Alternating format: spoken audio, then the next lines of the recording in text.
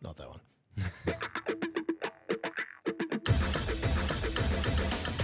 Well, hello and welcome to the podcast. Today, I've got Tom Robertson from Bellmott. Buddy, welcome. Mate, thanks for having me. Mate, great to have you here.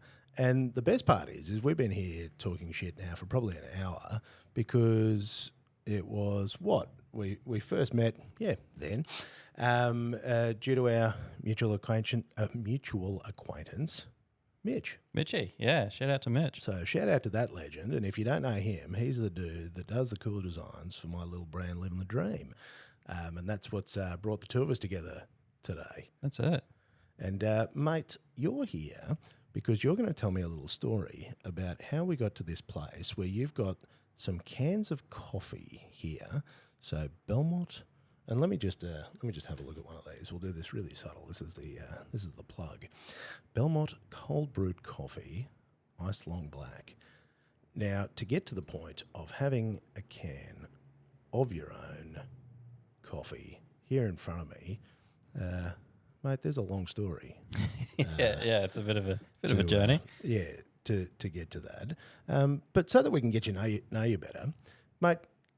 As a young bloke, you grew up rural Queensland, would we call it?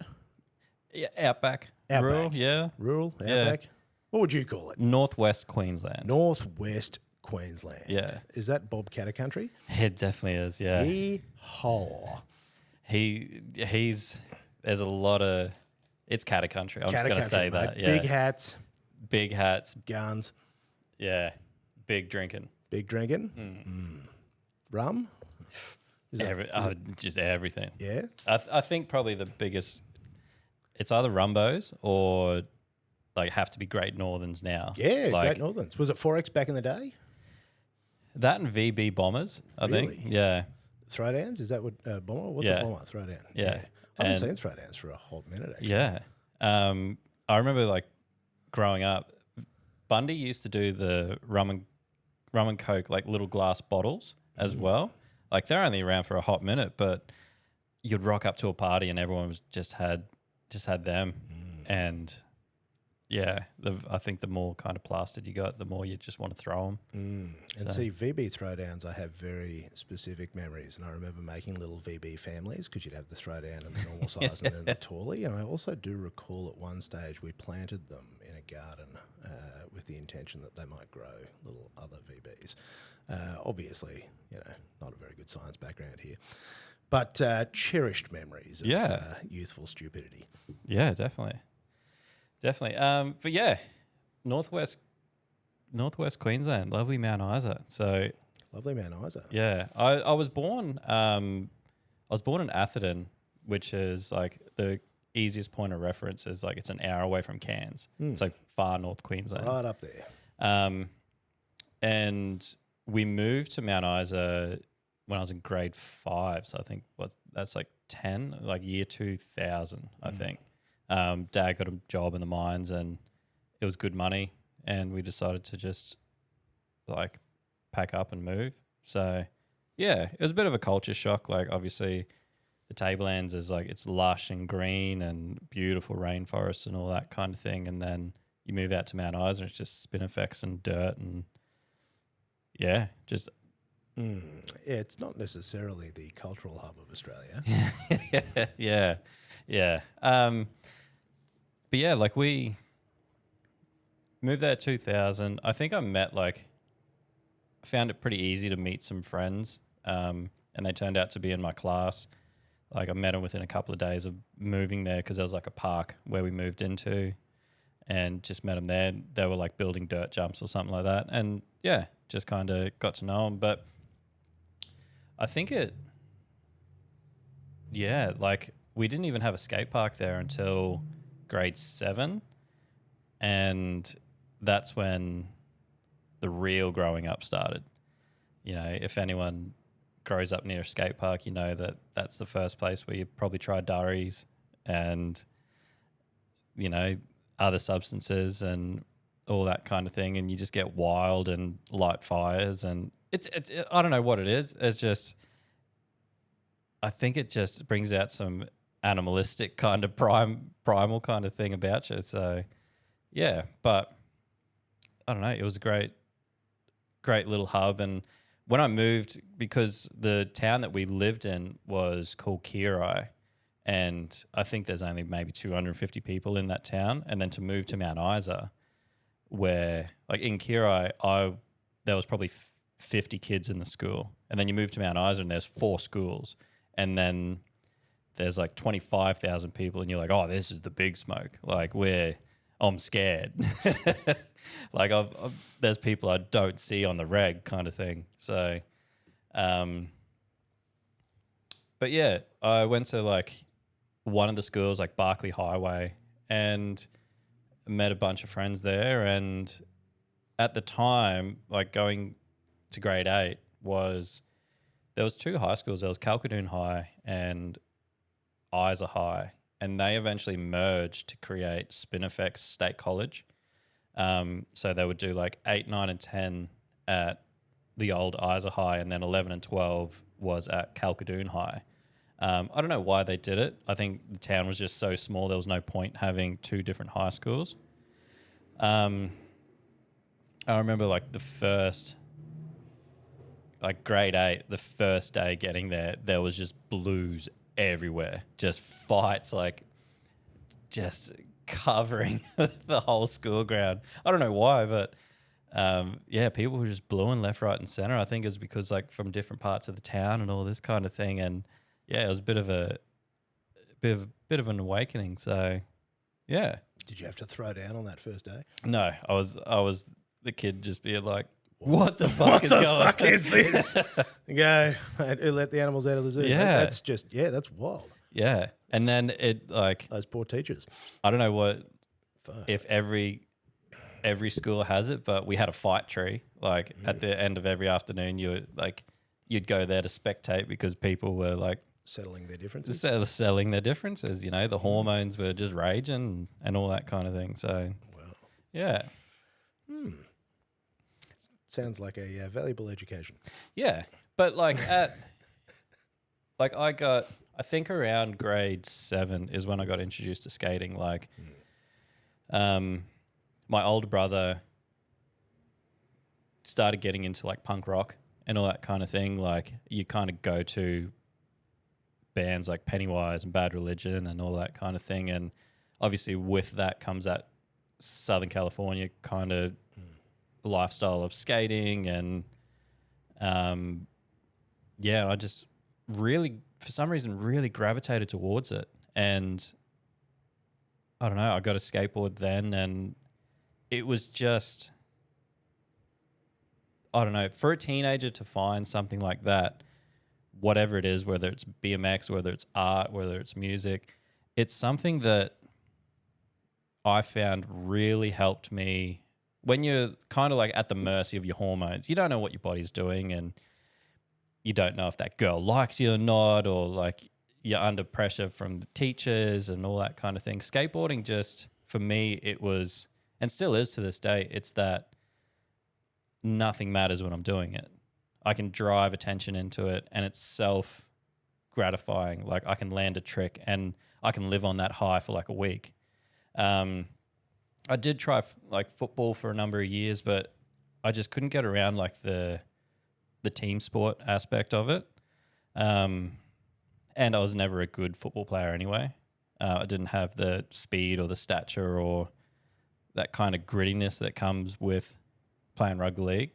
But with skateboarding, it's such a creative thing, and even to this day, like it's such a, I don't know, it's limitless by design. Like, you know, you growing up and watching VHSs of someone doing an ender, for the people listening, like an ender is like the final trick of someone's video part. To see someone do an ender and you're like, dude, that's mind-blowing. Whereas now, there's kids that aren't even sponsored that are doing that. And it's just limitless progression. Every single year there's someone doing something more crazy, and it just keeps building and building. And that's what I loved about it, but also the creativity. Like you would draw designs on your grip tape and all that kind of stuff. And, you know, it's just a weird subculture that as much as it promotes itself, it also like eats itself. You know, you got those skaters that are bitter because, I don't know, old mate got sponsored and it's full like crabs in a bucket mentality, like, oh, F that dude because, you know, he kind of made it out or something like that. You know, I think that comes with a lot of Pretty kind of much industries. everything. Yeah. But I started really getting around, like at the time, I started really getting around like clothing brands and all that kind of thing, reading skate mags and being like infatuated with just certain brands, how they looked and all that kind of thing. And I remember, I think for Christmas, I got a Tony, I think Hawk was doing like his own like clothing label and it just said like Hawk Industries or something like that. I remember getting that and just like, I wore that thing until there was holes in it just because it was just a brand and it was my own. And then I was able to get a Volcom shirt and there was never a skate shop in Mount Isa. There was like a sports scene or sports power. They used to stock like a couple of local brands. Oh, not local brands, sorry, like a couple of distro brands like Hardcore. You'd have like Q-Day boards, which is like a local Australian brand.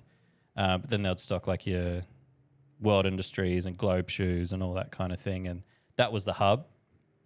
And yeah, just seeing brands kind of reading skate mags and there was just something about brands that really started to, it was an extra layer of creativity. Like I've got skating, but also like I could probably put something on t-shirts as well. Or if I wear this shirt, I'm kind of like the dudes in the magazine, even though my kickflips are nowhere as good as them and all that kind of thing. So, yeah. Well, that's it. It demonstrates to that community as well that you're part of that community. It's like, you know, there is a style and a uniform and a look and a vibe and it becomes part of it and it does become very all-encompassing. But also the type of people that create those companies, they're sort of endlessly fascinating as well. Yeah. Yeah, they're their own kind of creative people and yeah, I don't know. There's something about skateboarding that invites so many creatives into it. So, and it takes discipline as well. And I think that's, you know, art demands discipline as well. Like we were talking about before the show, like how you need to get up every day and you need to progress with something and all that. So, yeah. And that's the difference between, I guess, the casual artist and the commercial artist. And I've had this conversation many times with people, and even your photography and any of those endeavours, to be able to do those things commercially is the discipline of turning up and being able to do it on demand as compared to just when you feel like it. Yeah. Yeah. I think that's where a lot of people kind of maybe draw the line where it's like it no longer becomes fun. Correct. It's because it's producing a wage now and all that kind of thing. But selling out. Yeah. Isn't that that would be the selling out and or like that's the big debate. You're like core and poor or you're selling out. So yeah. But yeah, from that, I think I have a very distinctive memory of like I had this idea of like I'm going to start my own brand. And I think the first brand I remember quite clearly that I got in trouble because I grabbed like a plain white shirt and I just grabbed like a Sharpie and I drew a design on it. And I was like, that's my brand. That's cool. Turns out it was my brother's cricket whites. And yeah, and I got quite in trouble for that. But like that was like the first idea of it that I was like, I'm going to create a brand.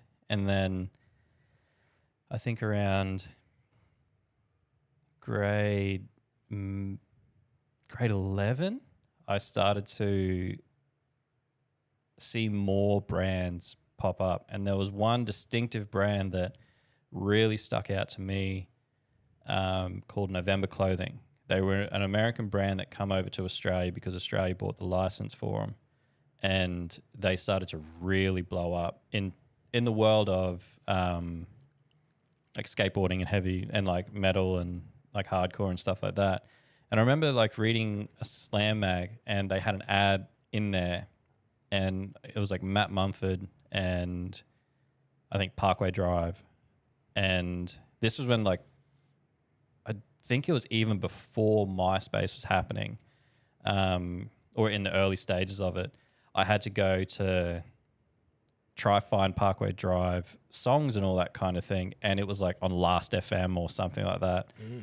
And I probably infected mum and dad's computer with that much malware and all that kind of shit, just trying to find these couple of songs. And I think they were songs off even just off the Prom Queen split that they did, which is like pretty rare now to actually find that CD version. But I just had to find these kind of songs, and they started to resonate with me, and the designs of the clothing was like really speaking to me. They were like cool skulls, and just the way that they were designing the t-shirts looked really rad. And I was like, I want to do that. Like, that's really cool. And obviously with that kind of soundtrack of like growing up, getting into harder bands, like going from like Pennywise into then Pantera, and getting introduced to like, oh, this is like a breakdown. And then you get really involved with that and really listening to that. But like growing up in Mount Isa, there was no scene.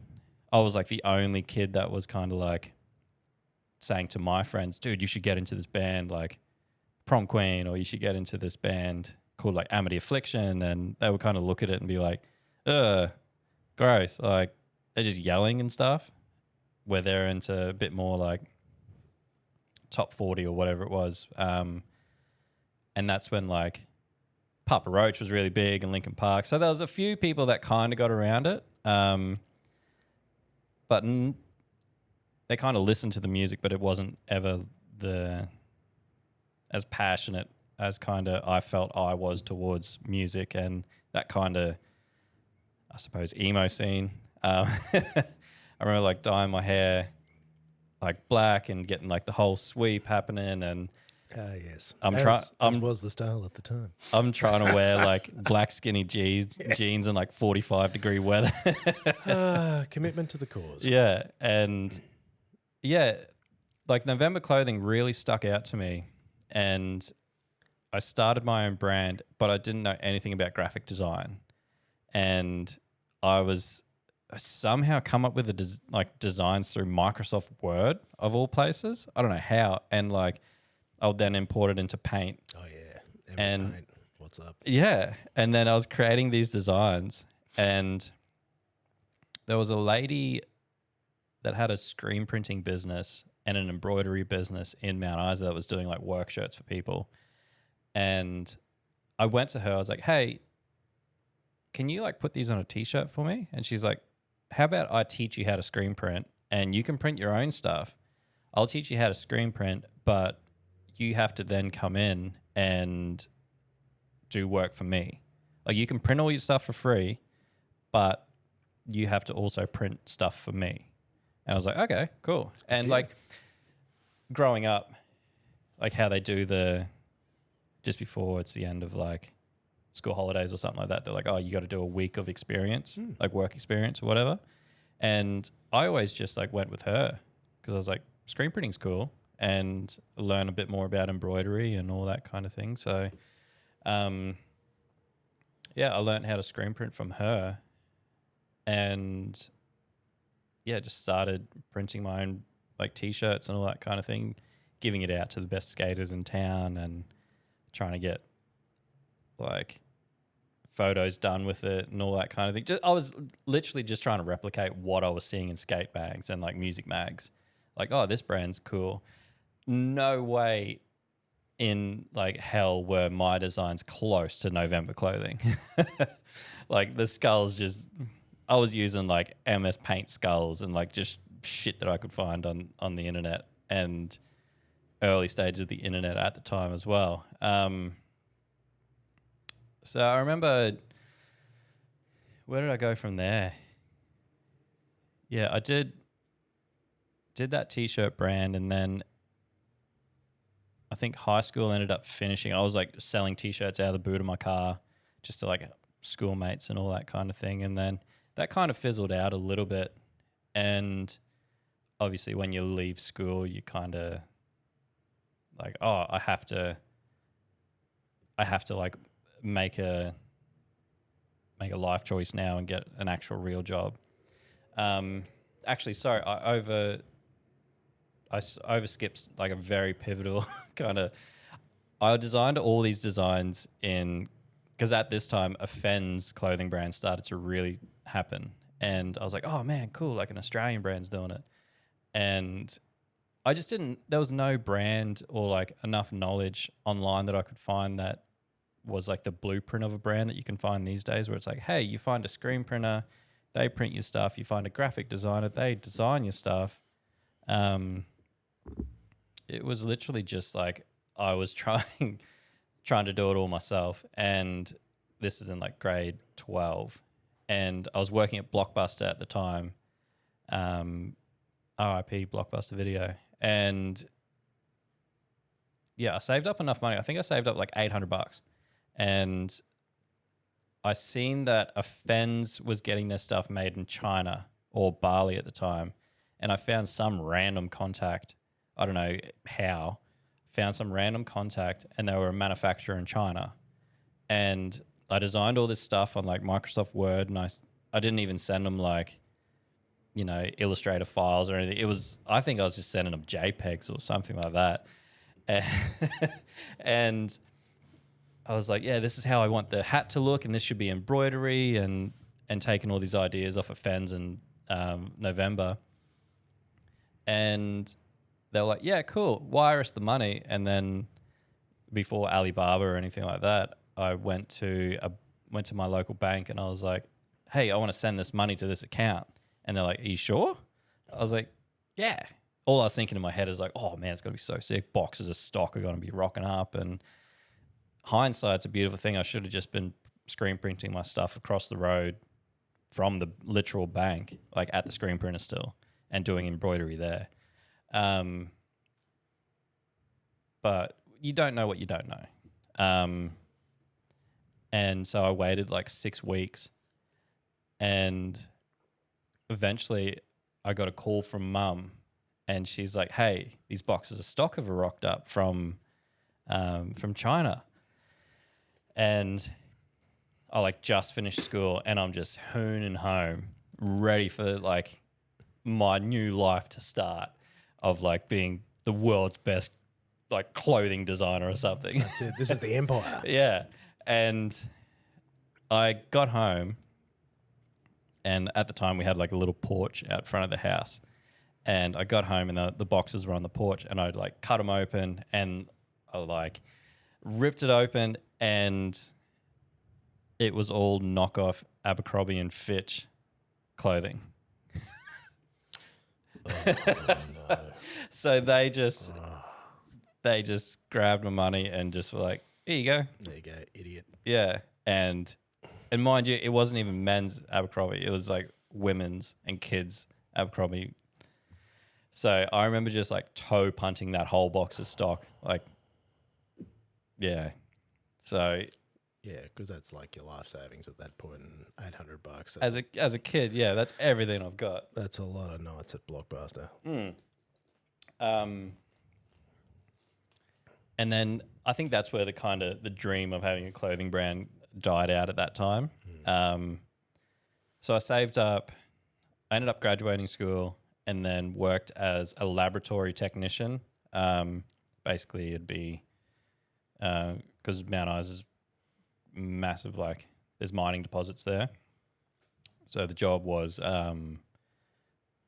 someone would go out on exploration. They'll grab little samples here or there of the dirt and all that kind of thing, and then they'll bring it back to the lab, would crush it up, and then analyze it to see if there was certain parts of, okay, cool, this is like, we can see that there's uranium there, like that in the future that could be a uranium deposit or something like that. And I did that for about 6 or 8 months, saved up some cash, and then that bug just started to bite me again, like the clothing bug. But this time I was like, I'm going to start a skate shop, like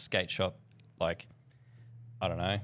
But this happened right on the 2008 GFC.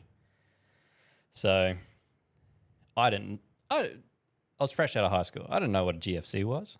I didn't know that people were like holding their money a little bit tighter and all that kind of thing. But I was like, I'm going to start a skate shop, and I got a few brands to like help out. Like there was new distribution in Australia, and I got saved up enough cash to buy stock and rent out a little thing. And yeah, I ran that for around 3 years until, I turned 18 at the time, and my priorities quite heavily shifted to partying, and now I could drink at pubs. So I was drinking a lot more and, skating less and all that kind of thing. And I eventually just kind of got over, like at that time, the shop was starting to dwindle in terms of like people coming through the door, and I was just kind of getting over it. So I got a job in the mines, like everyone does in Mount Isa. Like it's great money for little experience. And then started working, I think I was maybe around 23. Oh, no. I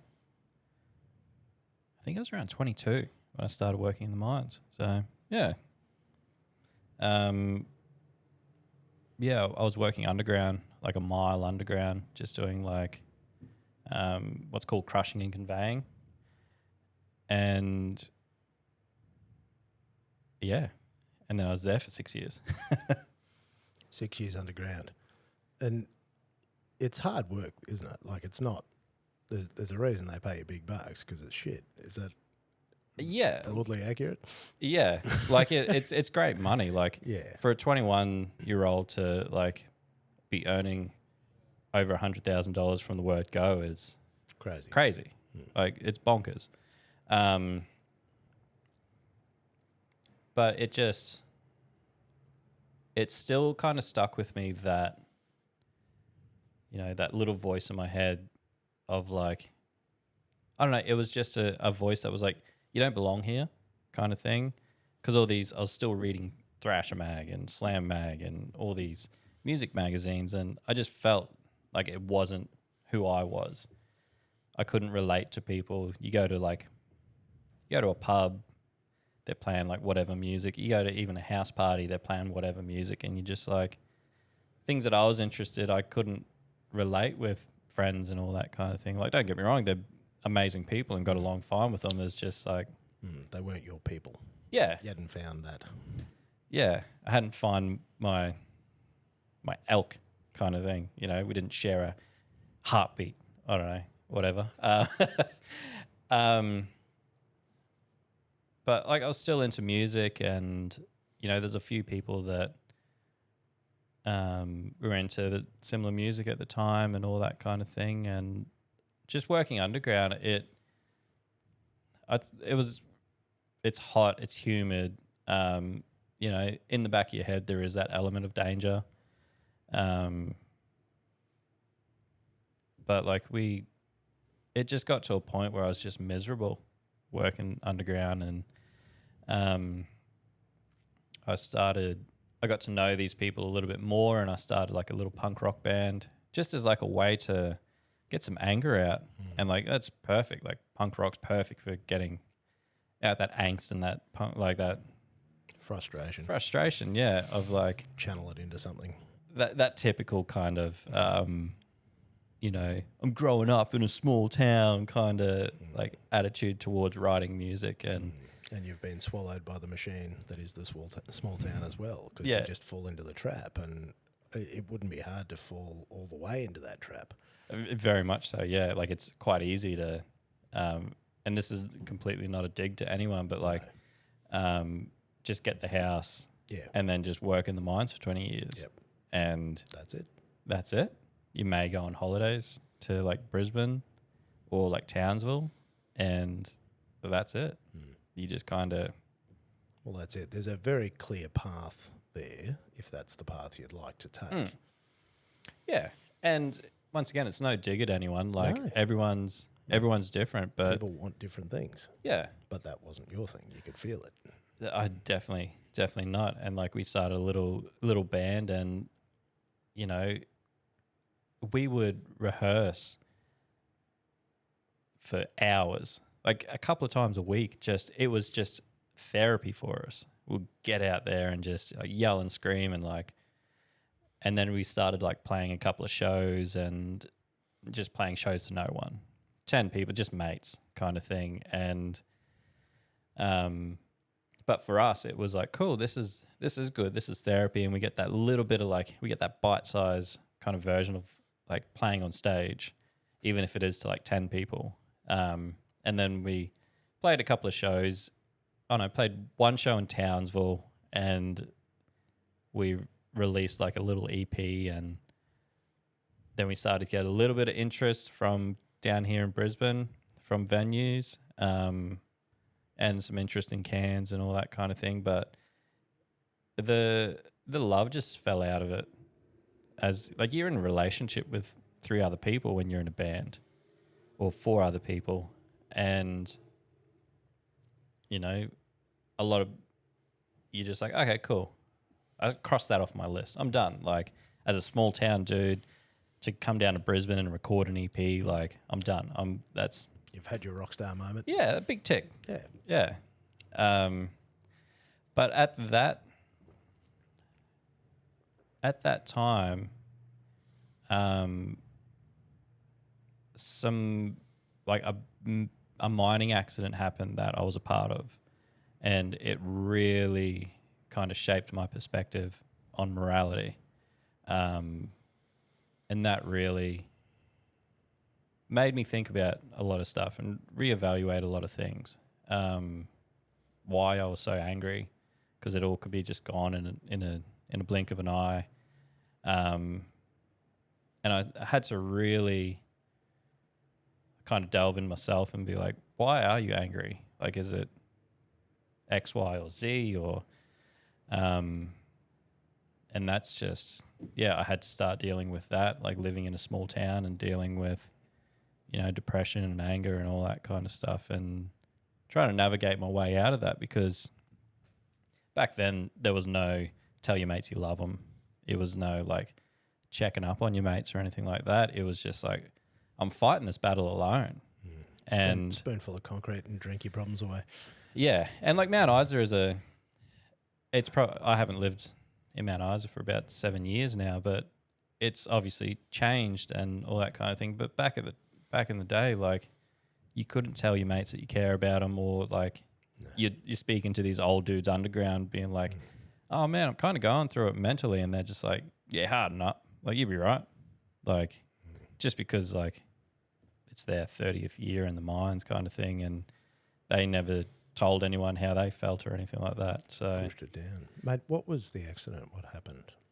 So we the first accident was so I used to work in a thing called crushing and conveying, and trucks used to drop rock into a hopper, and then the hopper would then feed down into a crusher, and then that would crush the big rocks up and then come down into a conveyor belt, and then I would monitor the conveyor belt and the crusher to see if any debris other than rock was going through it.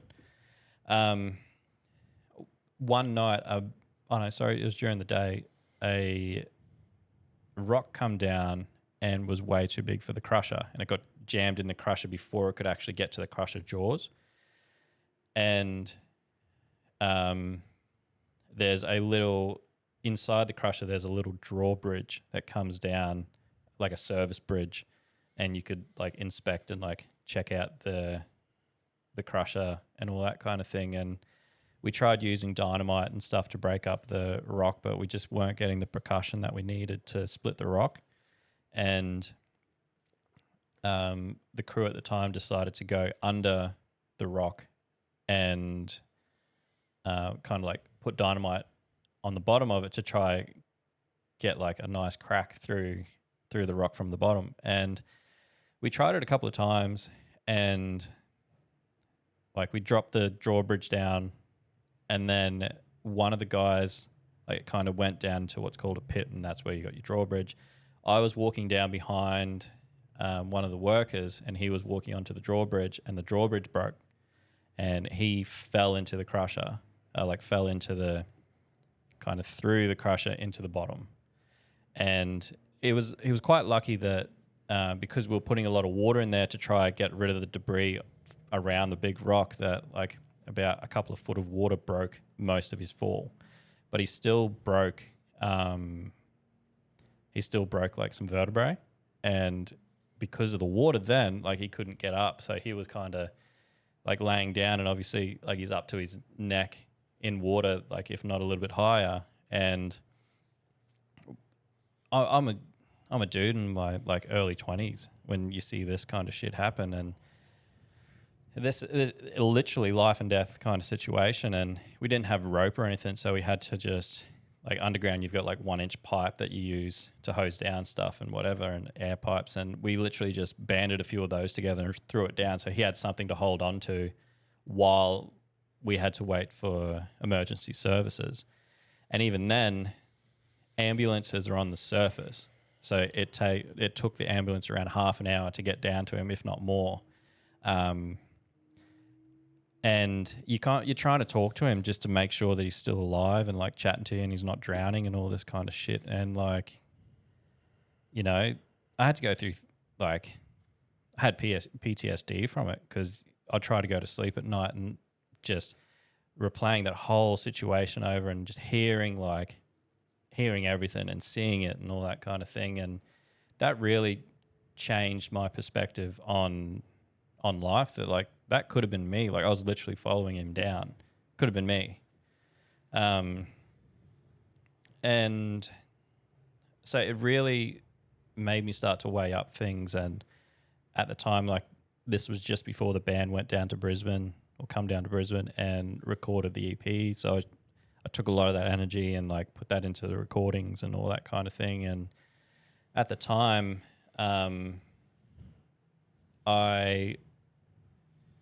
I needed some, like we needed some merch done for the band, because we were playing obviously a couple of shows and stuff like that. And I contacted a guy who did some designs for me for something else. I think an old the old clothing brand I had.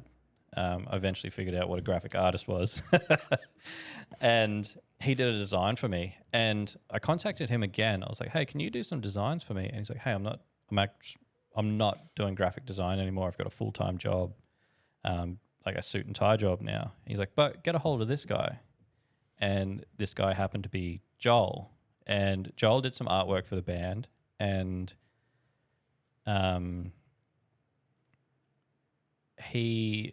we obviously paid him and all that kind of thing. And a few weeks later, he sent up a little sample pack of like a couple of T-shirts. And I was like, hey, what is this? And he's like, oh, this is like a little clothing brand I've got. It's kind of like a wearable portfolio. Like I do like designs that I like, and if I can wear it out to a gig, and if a band likes the design, I can show that this is kind of my portfolio. I was like, oh, that's a really cool idea. And there was something in me that was just like, hey, do you want to start a brand together?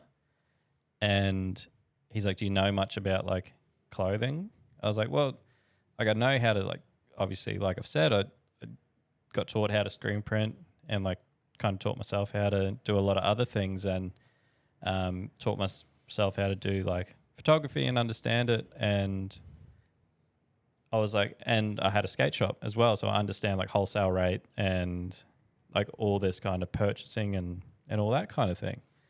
So we started designing a clothing brand together, and like this was like my little glimpse of paradise, like living in Mount Isa, because in my head I had like this cool little punk rock band. I had like a clothing brand, but like I was working, like I was putting so much energy and like angst into these two things because of the gnarly stuff that was going on in the mines. And I just like put so much energy and like time into that. Whatever days off I had, I was putting it into music. I was putting it into this clothing brand and just chipping away at it. And yeah, we launched our first season, and we worked so hard on it for like 3 or 4 months. Launched our first season online and opened up to crickets. Ouch. And that it's like that was quite defeating. Like I remember we launched on like 9 o'clock one night, and I had to go to night shift that night. And obviously underground, there's no phone reception, so I come up to like maybe 1 or 2 orders, and that was enough. Like that was, and they were friends who put in orders. So, yeah, that was enough to carry me through. But in my head, I was kind of like, oh, we're going to launch to, kind of like the ordering the stuff from China. I was like, oh man, it's going to be this huge thing, and it wasn't. So it kind of tampered my expectations a little bit, but it was enough that it gave me something to do as a creative outlet in a small town, and it helped me get through. And if anything, it helped me kind of deal with the shit that was going on and like the stuff that I was facing subconsciously. So yeah, it's a fucking wild way to, yeah. You don't see that in people's brand stories, do you? Fuck. But like that is super intense. Yeah. What was the brand called? It was called Marauder. So Marauder. Joel already come up with the idea and like the brand, and I just kind of jumped in with it. He had like the vision and all that kind of thing, and I just kind of tried to build structure around it. More of your commercial experience. Yeah. Very lack of like. You had a crack. Yeah. Broad strokes. But yeah, the band kind of started to fizzle out, but Marauder was sticking around, and it was fun. Like it was a great opportunity to do the band, and I'm proud of what we did. Like we released one EP, but for us it was enough. It was enough of a creative stamp on like, hey, we created this. Cool. And what was the band? I'm not going to say. Yeah, stay quiet. All right. We'll have to do our Googling later. Yeah. But it was enough for us to, I don't know, it was a cool thing. It's something that it was an itch that I was able to scratch. Yeah. So the clothing brand started to, then we'd do another season and it would sell to a couple more people, and it was slowly starting to get out there. How often would you do a season? Is it literally, and again, explain fashion to me. I know nothing about fashion. We'll do like quarter drops. Okay, yeah. Yeah, you do your summer, autumn, winter, spring. Yeah. So what do you do? Talk me through it. Teach me. Obviously, I have my own shoddy brand that I'm not really, that just dawdles along. Educate me. Yeah. So we would, like Joel would always have a little sketchbook. I forgot to mention that Joel and I ran this brand for a year, and we only ever talked through email. I never met Joel for a year into the brand, and he lived down in Melbourne. I was in Mount Isa, and then one weekend I was like, "Hey, I'm going to pop down and meet you." I was pretty scared because I was like, this is my first time being in Melbourne, and it happened to be a friend's 21st. I was like, hey, obviously I'm working in the mines. I got a bit of money. I was like, hey, I'll shout your plane ticket down for your 21st if you come down with me. I was like, I got to meet this guy that I've been doing this brand with, and we're just going to hang out and have a couple of beers. And it was a great, like, it was either going to go 50-50. Joel was going to think I was a dickhead, or we were going to get along. And lucky enough that he thought I was all right. And yeah, we got along super well, and we met his partner Alana, and Alana was pregnant with their kid Wolf at the time. So yeah, it was absolutely unreal to kind of see Melbourne and meet his kind of group of mates and all that kind of thing. And but the way that we would go about it would be, Joel would always, when I would go down to Melbourne, he would always have a sketchbook. We would go for coffee, and he would just be sketching some things down, and I would kind of go to him with rough ideas, or he would have like rough ideas, and then we'll just expand on it and be like, oh, that would be cool for maybe like a pocket T-shirt print, and maybe on the back we could do this, or this design looks simple enough that we could embroider it onto a hat. And then obviously, if you don't know much about ordering from China, like I definitely learnt my lesson. Like we were just using local embroiders and local screen printers to make it happen. The margins aren't as good, but at least you can just pop by and grab your stuff. And yeah, so we would design these things. It would be a couple of small, like a small catalog. It wasn't anything massive. It was like maybe like for summer, it was 4 T-shirts. Some of the T-shirts you'd do a different colorway. So just bulk out everything, and then you do maybe a couple of hats and like singlets, because they were the easiest ones to do. And then if you wanted to get a little bit crazy, you could like start screen printing onto shorts and all that kind of thing. It's the same as winter. You design a hoodie and just get all your stuff locally screen printed. Yeah, and you do that 4 times a year. So see, 4 times a year. Look out. Yeah. Mate, we just make stuff whenever I think of it. Yeah. We ended up, before I finished up with Marauder, we were doing launches every 2 weeks. Wow. Yeah.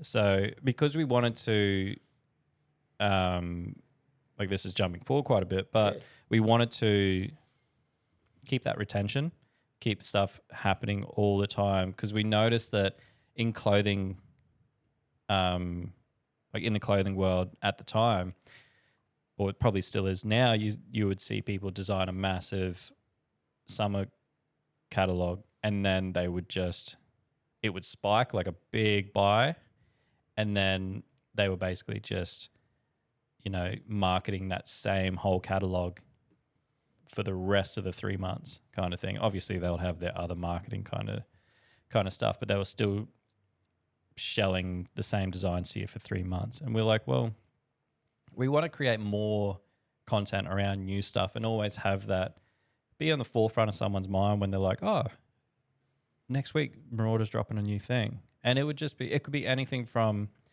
1 week we'll drop just a new T-shirt with a colorway, or the next week we would drop, air fresheners with something. And it was a good way for us to stagger stuff rather than dropping a massive catalog.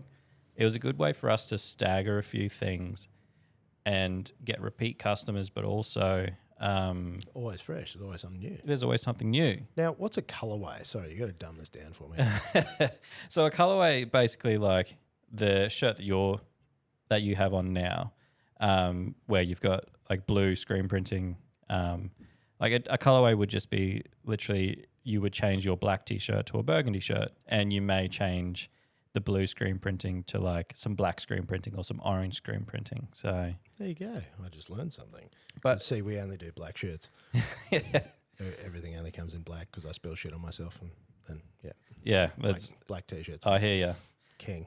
But it's a good way to pad out your catalog. Yeah, gotcha. So you could do like when I say this now, you'll start to notice it, that of course brands will do the same design, but they'll, on a green T-shirt, they may just change up the screen printing or like the print color to a different color, and it makes it look so much bigger. The catalog look huge, but when you boil it down, there's only like 5 designs. Yeah, same thing. And I've noticed a bit of that. As I've slowly started paying more attention to what brands release, I'm now just following brands just to watch, to try and understand the science of fashion. And it is something I've noticed, and particularly how they'll do shirts that are just single colour because it's cheap. Oh, yeah. One colour print, like white. And, and you really start to notice it, and you go, oh my God, that person's paying, because you look at what somebody's wearing, and you go, God, that would cost X to produce. Yeah. Because I produce everything locally as well, because I'm just not interested in playing China games, and I want to support local. Yeah. And put the money into... But I look at a piece of clothing and I go, okay, X number of colours, it's that space, and I'm sure you do the same thing. That just becomes part of the way you see the world. It's the same as skateboarding. Yeah. Like skateboarding has like changed my way of looking. I could be walking down the street and be like, oh, someone could like hit that rail. It's not too tall. Yes. Someone could ollie those stairs, or like there's that little bit of transition there. Like they could kind of, but yeah, you kind of look at fashion the same way now as well. You analyze and pick stuff apart and like, oh, I wonder how they're doing that, and like if they or source why that. do I like that? Why does that speak to me? I do a lot of that where I look at something and I'm like, that's cool as hell. Why do I think that that's cool as hell? Yeah. Yeah. That's fascinating. Sorry, way off track there. That's all good. I just selfishly use this to learn stuff to further my own endeavours. But no, it's fascinating because as somebody that has same thing, just made stuff, released stuff, put it on the internet, and then no one buys it except for a few of your mates, and you're like, oh wow. And working in the style of stuff I've done for as long as I have, I know that growing a brand is a process, but it's still also weird, and I won't say disheartening because I've planned that it's a long game. But you put stuff out there and you think you're like, that's pretty cool, and like it doesn't move the needle, and that is an odd thing of when you make stuff and produce things and put it out there for the world.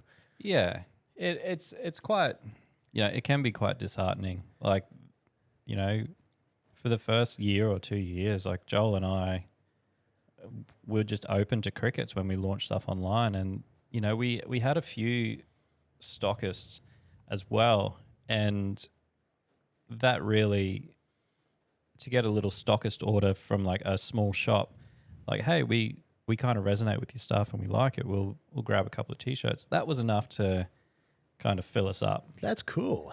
How on earth did that happen, having never experienced such a thing? Internet. Like, really? So somebody just came across it and went, somehow like someone... That's cool. And I think reached out. Yeah, I think our first stockist, and she's still going to this day, is Sancho's Dirty Laundry in Canberra. She was absolutely amazing. She still is. Like, she was always there when Australian streetwear, or like kind of blew up when everyone was printing, like really getting around to like AS Color and printing on AS Color and stuff like that. She was there to be there for some really nice brands that stuck out, and we were lucky enough that we were one of the brands that she wanted to stock, and she gave us a chance, and it kind of really it was great for us. Like, we're like, oh, far out, we've got a stockist now in a real shop. Yeah, somebody else thinks it's cool. Yeah, you're like, that's awesome. And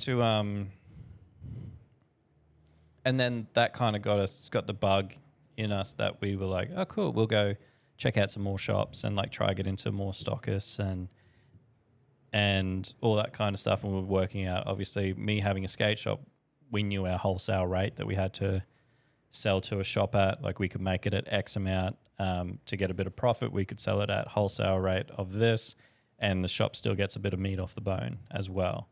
But yeah, we just slowly chipped away at that, and we just started to grow our Instagram very organically. What year would that have been? We started in... Because growing your Instagram, we're back, that's 2011, 12. We started the brand.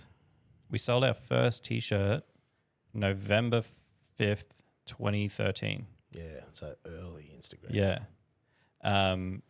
But one of the big things that really started to help Marauder grow as a brand was because I played in the band. We had a couple of bands come over from Townsville and play a show in Mount Isa. And we then followed them back to Townsville. We played a show in Townsville. I got to know these bands pretty good, and they were setting up an Australian tour. And they're like, hey, like, is your band keen? And I was like, we broke up kind of thing, or we finished making music together. And I was like, but I've got this clothing brand. And they're like, well, do you want to like sponsor the tour? Like, it'll be like Marauder Clothing presents such tour. And they're like, you can jump in the van with us if you want. and you can sell gear at the shows. Like you can sell your own merch at the shows kind of thing. And I was like, dude, that sounds great. Like, especially me being in Outback Australia and reading all these music magazines, and I get to go on tour. Mate, on tour. Yeah. Like, it's the dream. And so, yeah, we packed up, like we hired a van in Townsville, and I loaded in a bunch of gear and basically went on tour with these bands. And I was a couple of years older than everyone else, and I kind of took on the role of being like tour manager kind of thing, because everyone was just, they're all young kind of thing. They're just having fun, drinking and all that kind of thing. But that helped me get noticed by obviously people going to the shows, but also supporting bands that were playing in each city, and getting to get the brand a little bit more out there. And it happened to be the tour started, and then as it was wrapping up, Marauder had a tattoo convention in Melbourne. So I would start in Townsville, and then we would do all these shows down to Melbourne, and then did the tattoo convention, and then we would do shows all the way back up to the coast, back up to Cairns, and then back down to Townsville, and then the tour finished, and then I'd go back to my normal mining life. So for me, that whole month was like, that was me living the dream.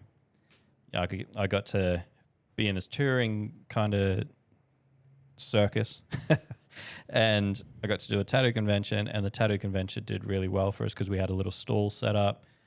We were lucky enough to know a fair few tattooers that went to the convention, and we just had like a little kind of retail space that we were selling all of our stuff at, because our designs were very tattoo influenced, and I don't know, had a lot of skulls on them basically. And we sold a fair bit of merch there, or clothing there, and yeah, basically took the tour back up and finished it off. And for me, that was huge for me. That was like a massive pivotal point in my life where it opened my eyes to see that there is finally something else out there rather than making crazy money in the mines. Yeah. And it like filled my cup up for the rest of the year, where I was like, this is huge. This is it. And because of that tour, we did get a fair few more followers, and it just opened up points of contact for us up and down the coast. Because that's grassroots. Like, that is getting out there, pounding the pavement. Yeah. Yeah, that's definitely boots on the ground, and like we were just sleeping in tents and all that kind of thing. And yeah, it was absolutely awesome. Mate, they're good times though. Yeah. Like when you don't know what you're doing and you just sand it. Yeah. The thought of like sleeping on the ground in a tent now though.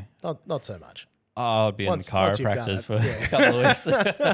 But at the time. Yeah. I was drunk enough to not feel anything. Yeah. Should be right.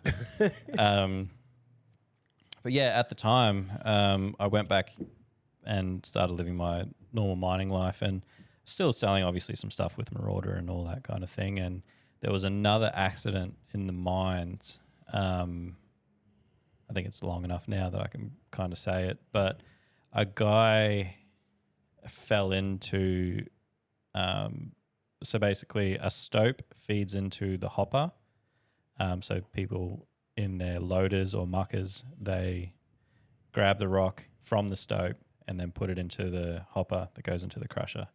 A guy fell into the stope, and they closed the entire mine down. And we, as crushing and conveying, we were kind of the people that we needed to get the ore back up to we needed to get the ore to the surface, because that's what made the mines money. So we were, after investigations cleared certain parts of the mines, we went down there, and we were told, like we were briefed that we would maybe expect body parts to come through. And I remember it was like 3 o'clock in the morning. and like stuff was just dropping down onto the conveyor belt, and I noticed a gumboot, and I was like, "Huh, it's a bit weird. There's just a random gumboot there," and I stopped the belt, grabbed the gumboot, and it had a very gnarly smell coming out of it, and yeah, it wasn't anything that smelt like the ore or anything around it. There was like some coagulation in there and all that kind of thing. And I seen that, and I was just like, I'm done. Yep. I'm done. We're done. This is it. This is it. I caught the little elevator, which is called like the flea. Caught the flea up, and I was like, that's it. I'm done. Yep. And just walked away from it. Fuck. So, because that like, I put it, like these thoughts ran through my head that like I've just come back from like this Australian tour and all that kind of thing, and I could be the next dude. You know, this could be me, and I could be stamped out pretty quick.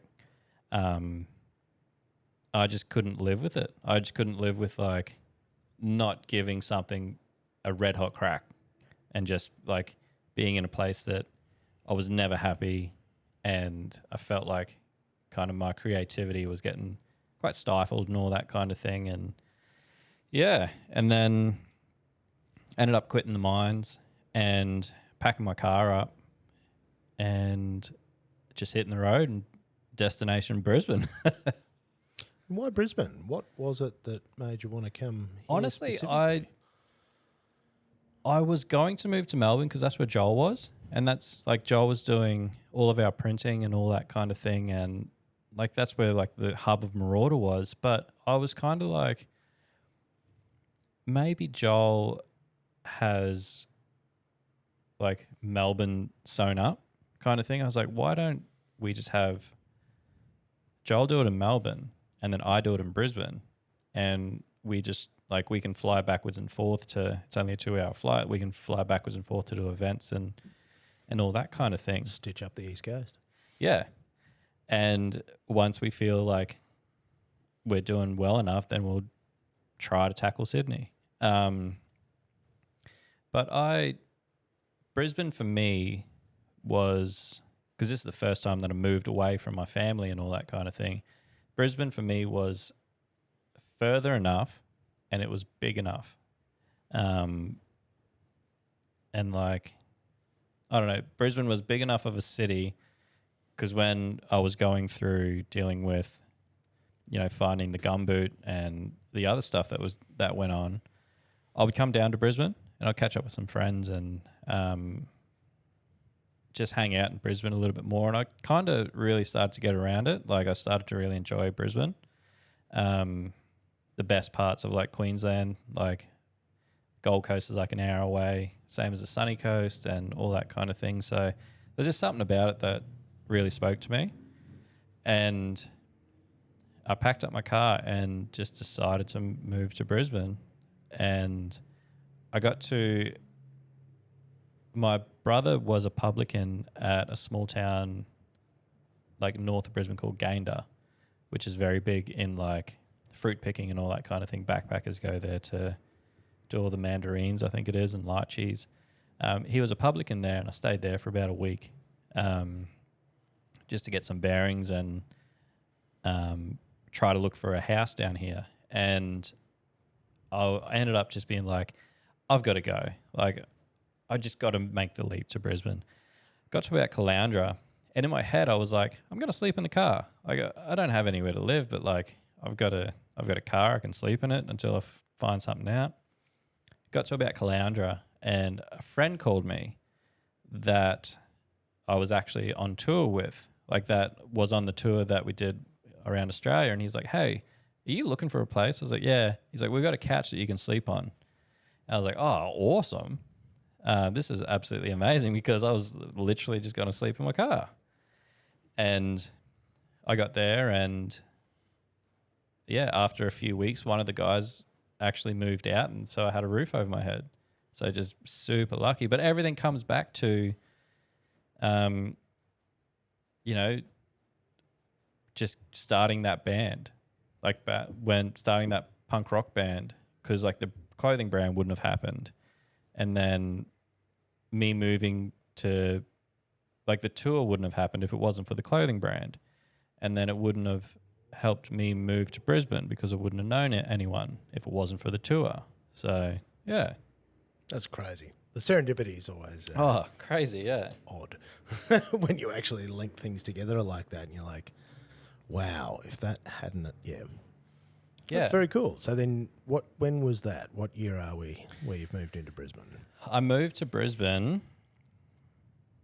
January 10th, 2016. So, yeah. And moved into New Farm, and I stayed in New Farm for a couple of years. But the house that I moved into was so old.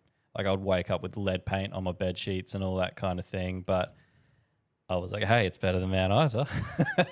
It's a good part of Brisbane. I was a stone's throw from the valley, and I was just soaking up every single show that was happening. Oh, yeah. And that's it. If you like live music and that whole scene, like you're in it. You're in the thick of it. And from there, Marauder started to grow a little bit more because I was able to like put boots on the ground in Brisbane. We could go to shows, and there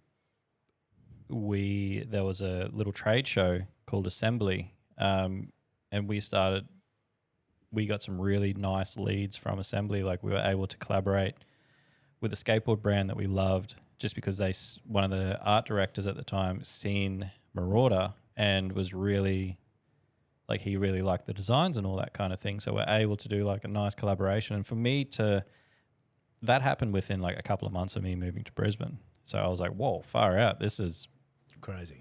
Right place, right time. Mm-hmm. But I was like, that would have never happened if I stayed in Mount Isa, if I didn't take that leap to just pack up my car and move. And then it just started to slowly grow from there. We got involved with a couple of bands and all that kind of thing. And, it just started growing more and more and more. So, yeah. And obviously that's not what you do now. What's the rest of that story? So the rest is... We did the clothing brand for quite a while. We tried to do Australian-made garments, 100% Australian cotton, manufactured in Melbourne. And because we really wanted to create something sustainable and have a little bit of point of difference. And the only downside of it, the company that we were using at the time, they wouldn't really give us the time of day. We were still putting in, to us, like quite big orders. Like we were doing, for Australian-made garments, we were still ordering, 500 black T-shirts, 1,000 white T-shirts, and they were quite expensive T-shirts to get made, and then we'd screen print them ourselves. But they would always put our stuff aside. If we had a production date, we're like, hey, we need to pick up the stuff on this date to get it embroidered or to screen print it because we have a launch date of this date in the future in a couple of weeks. They would always push our stuff aside for a bigger order that come in. And I just that really left a sour taste in my mouth because I was like, we're trying to support an Australian industry. Yeah. And you're just fucking us like it. Yeah.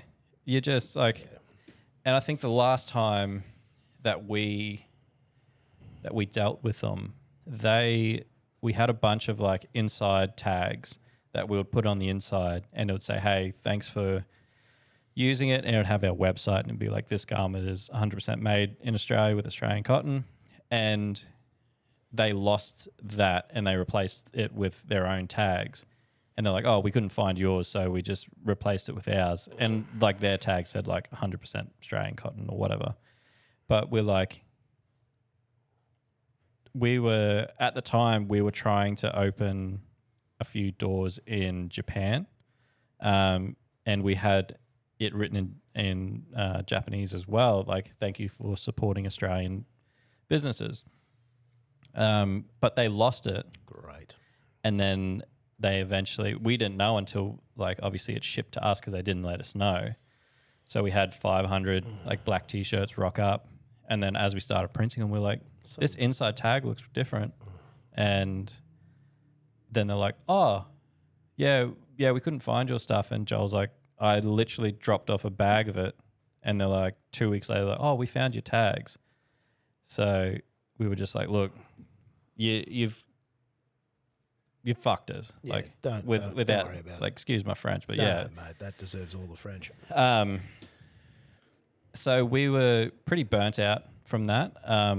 So I did more researching, and we actually come across a clothing manufacturer in Bali owned by Australians. So we're like, well, if we can't have Australian made, at least we can have the sustainability of an Australian owned business in Bali. And they treated their employees so well. If they worked Saturdays, they got paid more.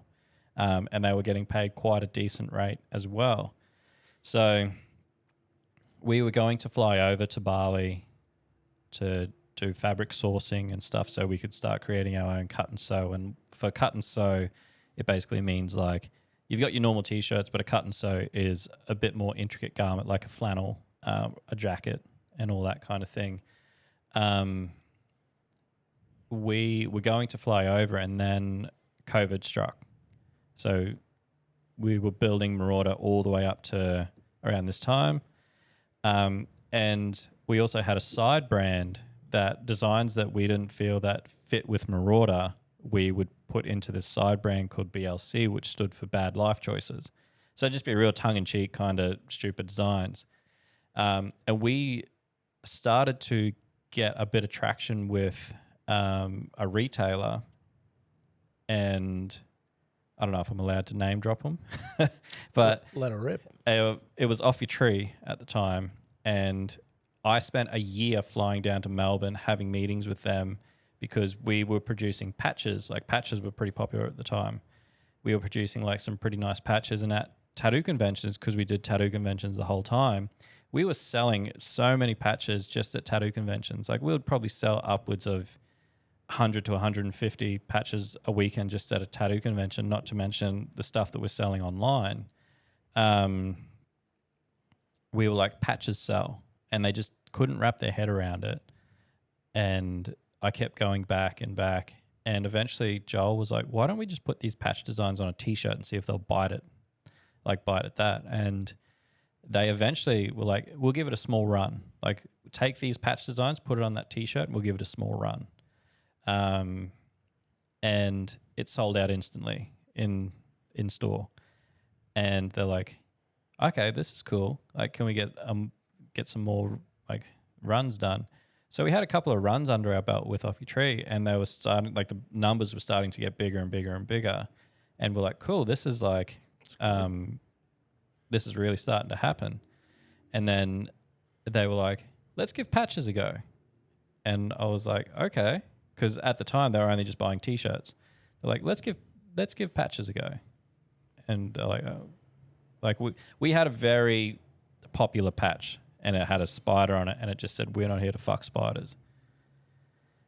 And that as a T-shirt sold super well for us, sold millions of patches. Well, not millions, but like we sold, have to be tens of thousands of patches. So we put that on a T-shirt, and we put it on patches, and we put about 12 other designs in Off Your Tree, and sold out. And they were like, so patches sell. And we're like, yeah, we've been trying to tell you this for a year. And then COVID hit. And they were like, we're pulling, like, obviously because no one could go in store, they're pulling back and they're putting it online. And they're like, look, we're going to dwindle your stuff down, and then eventually just become nothing. So that was a bit of a kick in the groin. And then obviously the stuff happening with the Australian manufacturer as well. And then we went to Bali, and we're going to go to Bali, but we couldn't. So we had to just basically design garments over email. And then eventually they rocked up, and they were perfect. Like, they were a great company to deal with. We were speaking to the staff most of the time through WhatsApp, and for us, it was so refreshing to deal with a great company like that. Get actual help. Yeah. That's all you want. Yeah. And the correspondence was great. Like even because we couldn't go to Bali and go to these fabric stores and do sourcing and all that kind of thing, the staff would go out and they'd just be on the phone to me and they'd walk into a fabric store and they're like, hey, for flannels, we've got all these rolls and this is the meterage that we've got that we can make X amount of flannels out of this meterage. And that was unreal. We did a couple of runs of that and then I started to get burnt out with clothing because like I said before the show, like men's fashion, a lot of men that I've noticed, they will only buy every 3 or 6 months or even 12 months. And when they do buy, they may buy like a bunch of stuff or they might just buy like, oh, I just need something to cover the bases. Like I've got a couple of new T-shirts, like 3 new T-shirts and 2 new pairs of boardies or pants or whatever. So we got to a point where the business was still like profitable, but it just reached like a plateau where for the last like 2 to 3 years, we were doing the same numbers. There was no growth. And I was just like, I'm kind of over it. And then I started to do, before I finished up, I was like, I kind of want to do a Marauder blend because our designs were had a lot of skulls and all that, quite like occultish. I wanted to do a coffee blend. This is where the cans come in. I wanted to do a coffee blend and I didn't know anyone to do it. But me being me, I just reached out to someone randomly, like I did with Joel all those years ago. And I contacted a guy called Ash. And Ash is like, do you know anything about coffee? And it was like deja vu because Joel's like, you know anything about about clothing? But with Ash, I said like, I don't know anything about coffee. I just want a coffee blend made. And he's like, cool. So we did a couple of Marauder blends. It was really like the design that we had was a Grim Reaper and there was like a stairway in the Grim Reaper's cloak and all that kind of thing. It was a super dark blend. It was really strong. We did that and that performed quite well for us, which was awesome. And I started to fall out of love with doing clothing and trying to keep up with doing drops because at that time we were doing drops every fortnight. So trying to like stay relevant, come up with new drops and then produce content and all that kind of thing. It just become too much for me while trying to, I don't know, just live a normal life as well. Outside of it, try to be like a good friend, a good family member, and I don't know, get skating in every now and then. So I eventually contacted Joel and I said, look, I think I'm done. And at the time, his phone shit itself. Like I tried to call him and to tell him, but his phone shit itself. So I sent him a long message and I was like, hey, this is how I'm feeling. And dude, it's like breaking up with a wife because like we built this company over 10 years and I was just like, I'm done. Like, but he didn't get the message for a couple of days because his phone was fucked. Oh, shit. So here I am stressing for like a couple of days being like, oh man, he's never got to talk to me he's again. just gone silent. He's yeah. like, fine then. Yeah. And he eventually messaged me back. He's like, hey, my phone's been buggered like this whole time. And I'm like, I need to call you right now. Called him and he fully got it. He's like, dude, I was literally like next week I was going to ask you if you're still feeling it because he's like, the writing was kind of on the wall with you.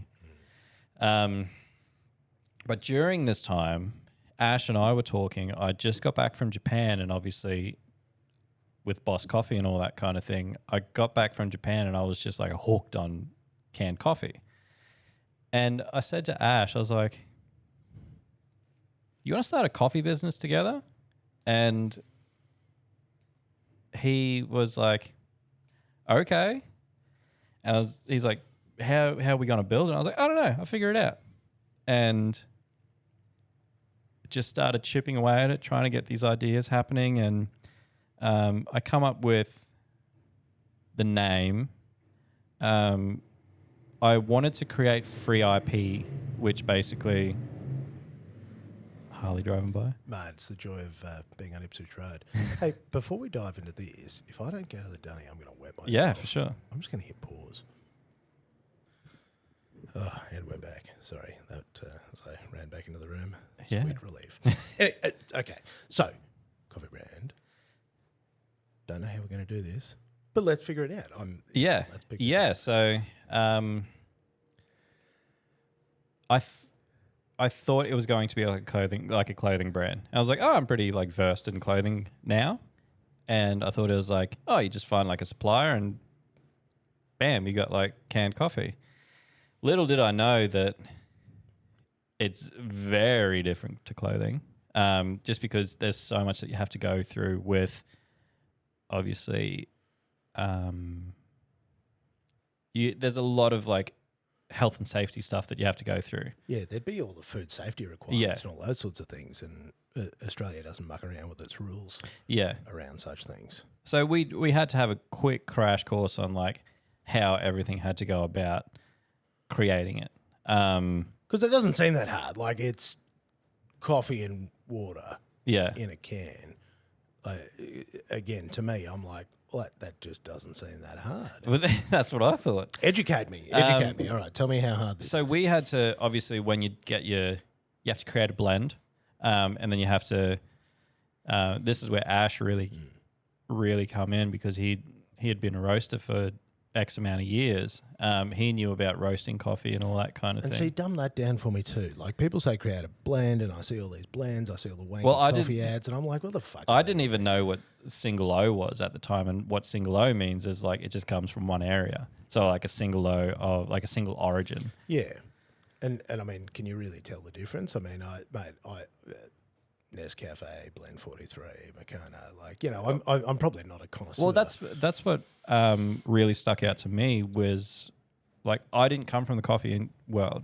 I didn't, from the start when I said to Ash, like, I'm not creating this for coffee drinkers. I'm creating this for convenience.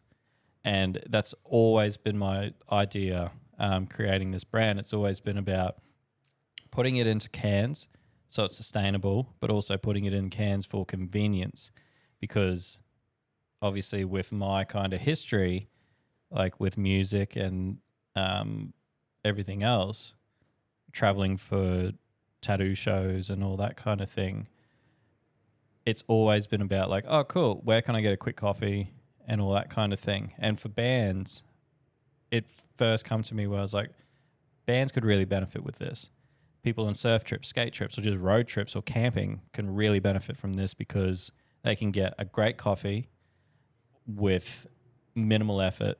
Or if they're just plain running late, like they could grab it out of the fridge. Like to this day, like this morning when I was driving here, I was like, oh, I need a coffee. I don't have time because I'm running late. I can just grab a can and I'm good.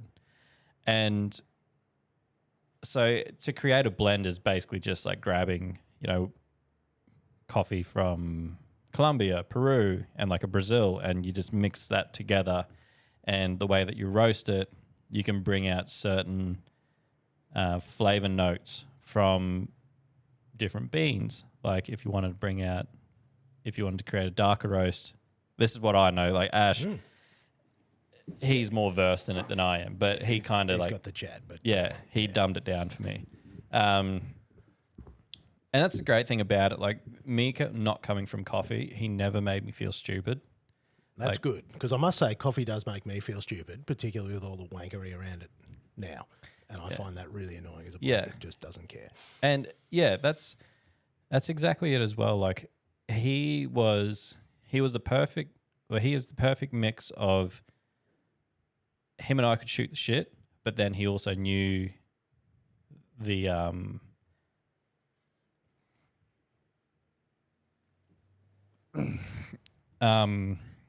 he also knew the just to speed this along, Ash recently passed away, so if you hear me choking up on the on the mics, that's why I'm using past tense and stuff. But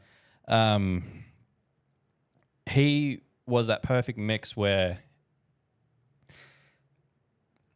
he could kind of dumb it down for me and not make me feel dumb. So we worked on this blend together, and Joel and I had such a great working, or still do to this day, have a great working kind of partnership that we brainstormed ideas with the can.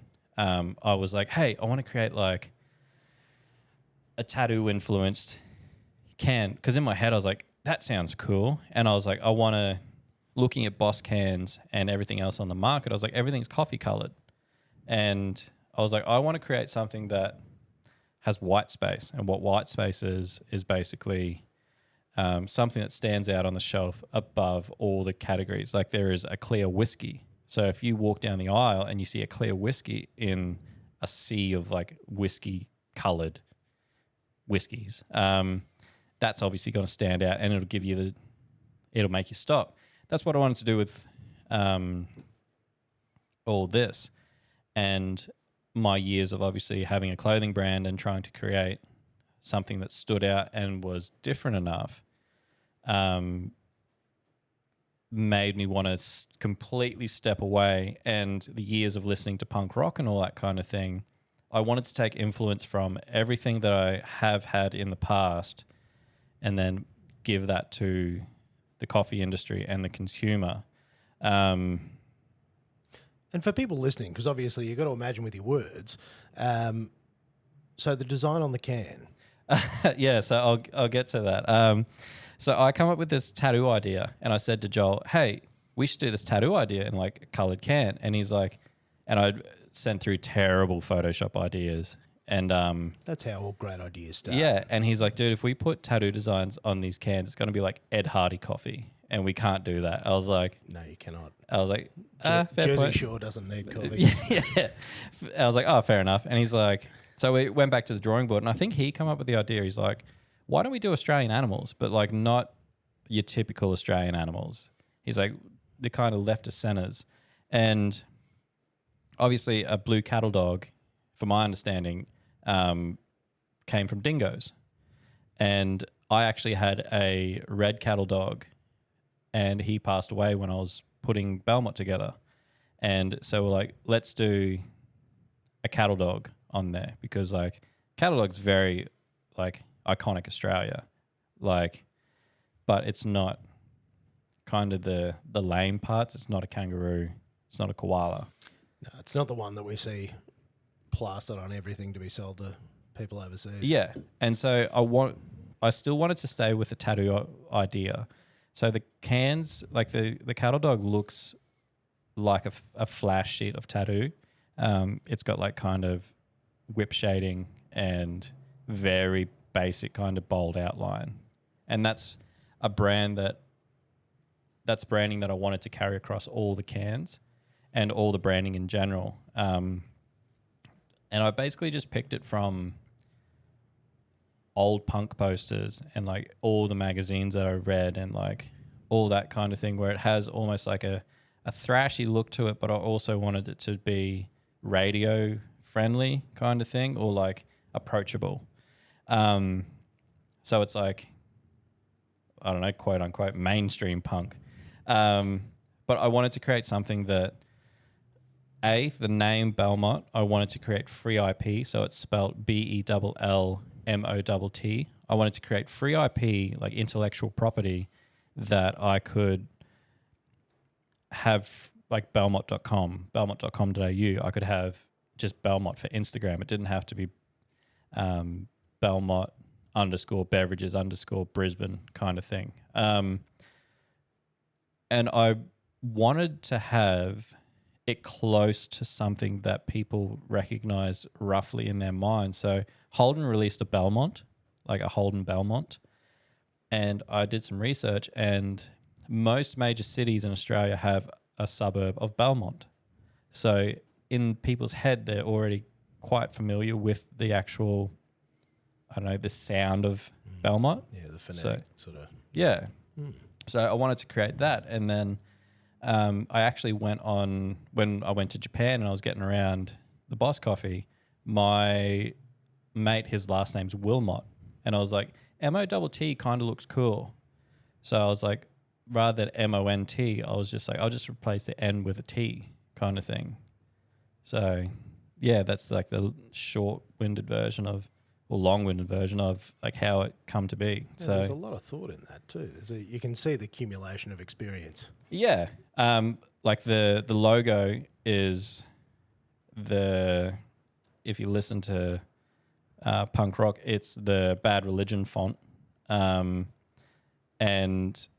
I wanted to, and it's also the Black Flag font. But I wanted to create, because I always loved the Black Flag bars logo where it's just 4 bars. I was like, I kind of want to give that a nod with the logo of Bellmott. So we've kind of put like the little bars behind it, but we've also like made it quite jagged, and how coffee makes you feel when you take that first sip, you're feeling like ready to take on anything. So after that sell, I feel like we've got to rip one on the air and see how it goes. I'm going to... Even though it's room temperature? Here we go. I don't care, mate. Ready? There you go. For those of you listening at home, that's the sound.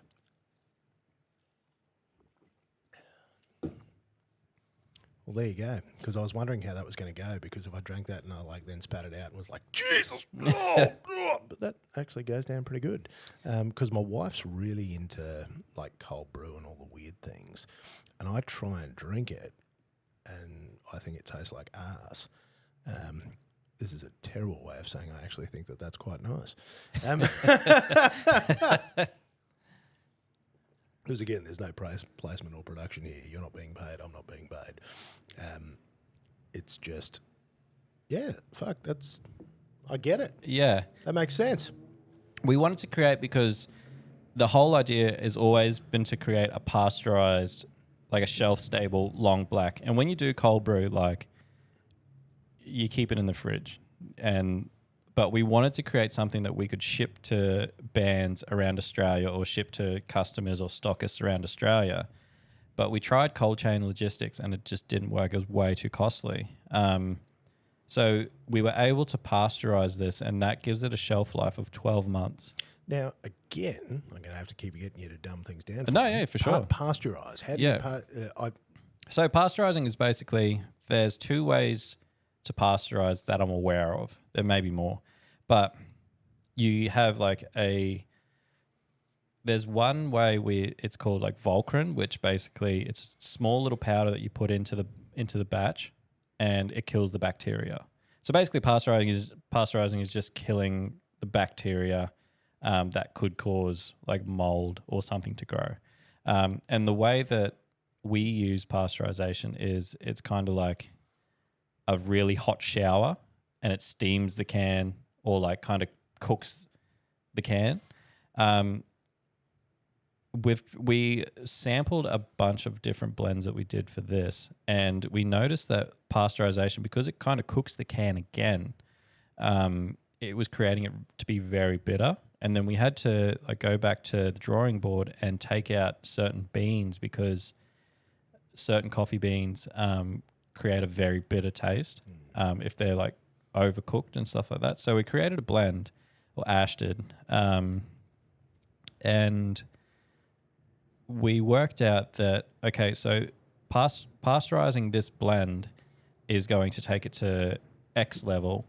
We need to roast the coffee to a lower kind of roast, because if it's going to get cooked again, it'll bring it up to the baseline that we want it.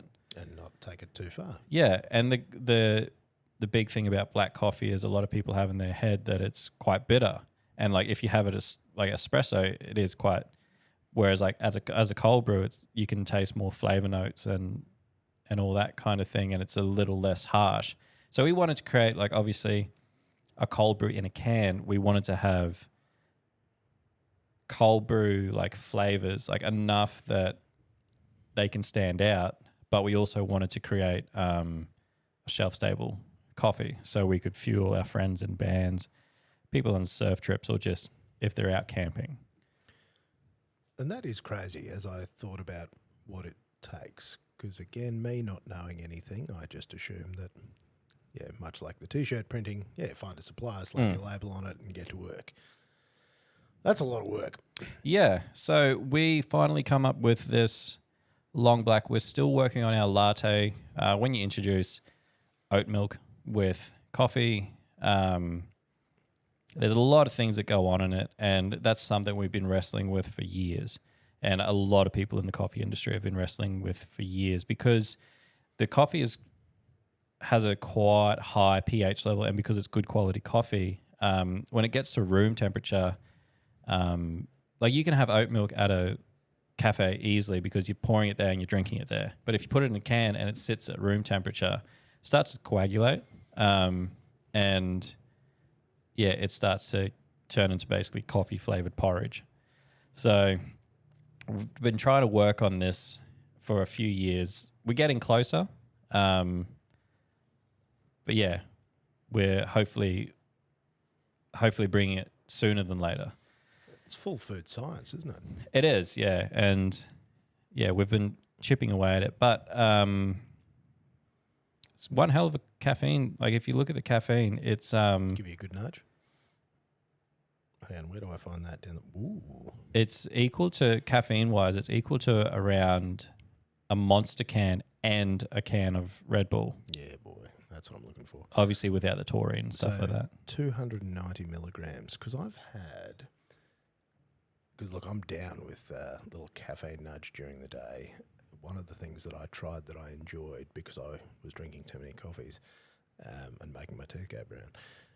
The caffeine chews endurance athletes use. Okay. Yeah, I found some of those, and I'm like, oh, give that a bash. They're great. They're like just a caffeine lolly. Yeah, right. I had them in 80 milligram and 100 milligram, and I'm like, that's convenient. Because again, keep them in your bag. 290. Yeah, it's That's banging. Yeah, I usually have one of these when I wake up at around 5:30. I'll have one of these, and that'll carry me through till about lunchtime. And if I feel like I'm starting to slump down a little bit, like if I have another one of those, I'll be up like until like 11, 12 o'clock. I think it's equal to around like 2.5 espresso shots or something like that, close to that. Nice.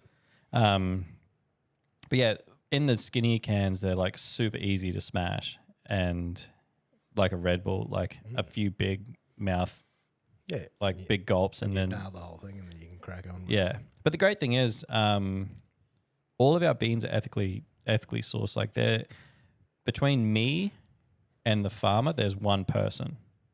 Like I contact him, and then he contacts the farmer. So I could potentially in the future, literally just link up with the farmer, and I can go get all of our stuff.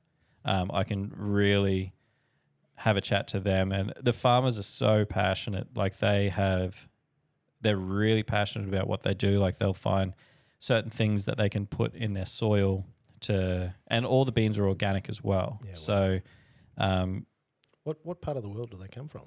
So this blend is a Colombian, Peru, I think Ethiopian as well. Once again, Ash knew all the stuff. I was just more of the business side of it. So yeah, we put this together, and we finally got the right blend and all that kind of thing. And unfortunately, before like a week before this pallet rocked up, Ash unfortunately passed away, so he never got to taste his final product. And this is like Ash passed away at the time of this kind of recording. He passed away maybe 6 weeks ago. So yeah, he'll be very dearly missed, and I couldn't have done it without him. No, and it's pretty full on because when you got here, we had a bit of a chat and we were just talking about things. And yeah, obviously we got to that bombshell, and there's no good way to talk through that because your business partners, the people you create things with, as you said, mate, it's like a marriage. Yeah, and they become an enormous part of your life, and you talk to them day in, day out, and then for that person to then suddenly not be here, but you've got to sort of keep chipping along, mate. That's Like it's just shit. There's just there's nothing good. Yeah, I found even up until last week, I had a coffee question, and I found myself opening my phone and like starting to type a text to Ash, and then you go, fuck. Yeah, and then there's that realization that he won't text back. So, dude. Yeah, bit of a bummer, but it's turned into so much more than like a coffee brand now for active people or people in alternative lifestyle. It's a legacy brand now, because I know that Joel, Ash, and myself, we would on Skype, we would, or whatever it was, Zoom or whatever, but we would always talk about the future. And Ash and I really wanted to create something that has nothing to do with coffee culture, but has everything to do with people. It's always been about people, how this coffee is their companion, their travel companion, their help to get them up in the morning or keep them going through the night if they're trying to, much like you and myself, like we have our own businesses. So we're trying to burn the candle at both ends, and this is the help that helps us do it. So, and I think that's really important to look at how you can carry that legacy forward and do that for him, so that he, is and continues to be a part of your conversation, a part of your story. Yeah, for sure. Like he'll always be like, I've got photos of like the first time that we met when we were doing the Marauder blend, because obviously I wanted to create a little bit of like content and stuff like that, but little did I know that photo would be the start of it all. But at the time I just thought it would be great content, but now I get to look at that photo every day and be like, this is where it started, and like I can't wait to see where it goes. So yeah, which is pretty kick-ass. And then the other thing that we were talking about, and look, if you're happy to go down that road, like you were explaining to me that this is a business that you're in the process of growing. Like, are you happy to share some of that story about? Oh yeah. Because like I thought that was just kick-ass, because again, I just sat here, the benefit of interviewing people is I just selfishly sit here and ask questions of things that I'm interested in. And as a serial entrepreneur, multiple business owner, I know that we don't enjoy that word, but we don't have another one to replace it yet, since all the hashtaggers have ruined it for us. It used to be a noble pursuit, because people would say that's a fucking dumb thing to do, and we're like, yeah, boy, that was our alternative lifestyle, but the entrepreneur became cool. And I'm like, I promise you, it's not cool, it sucks.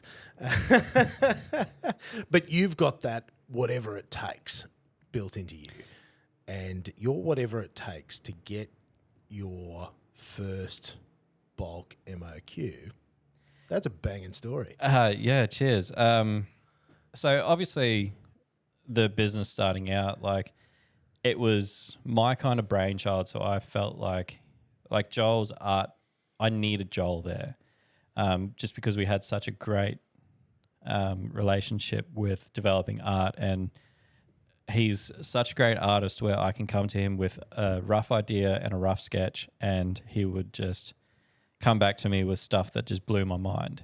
And so I needed Joel to help out, and I needed Ash because I didn't know anything about coffee, and he had the know-how about it. So I put in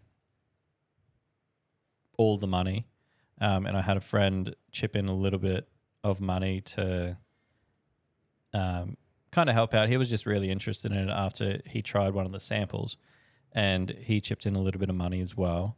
And to go down the route of creating, because obviously with clothing, with a lot of things, that sometimes there's a minimum order requirement or a MOQ, and the MOQ was for 1,000 liters.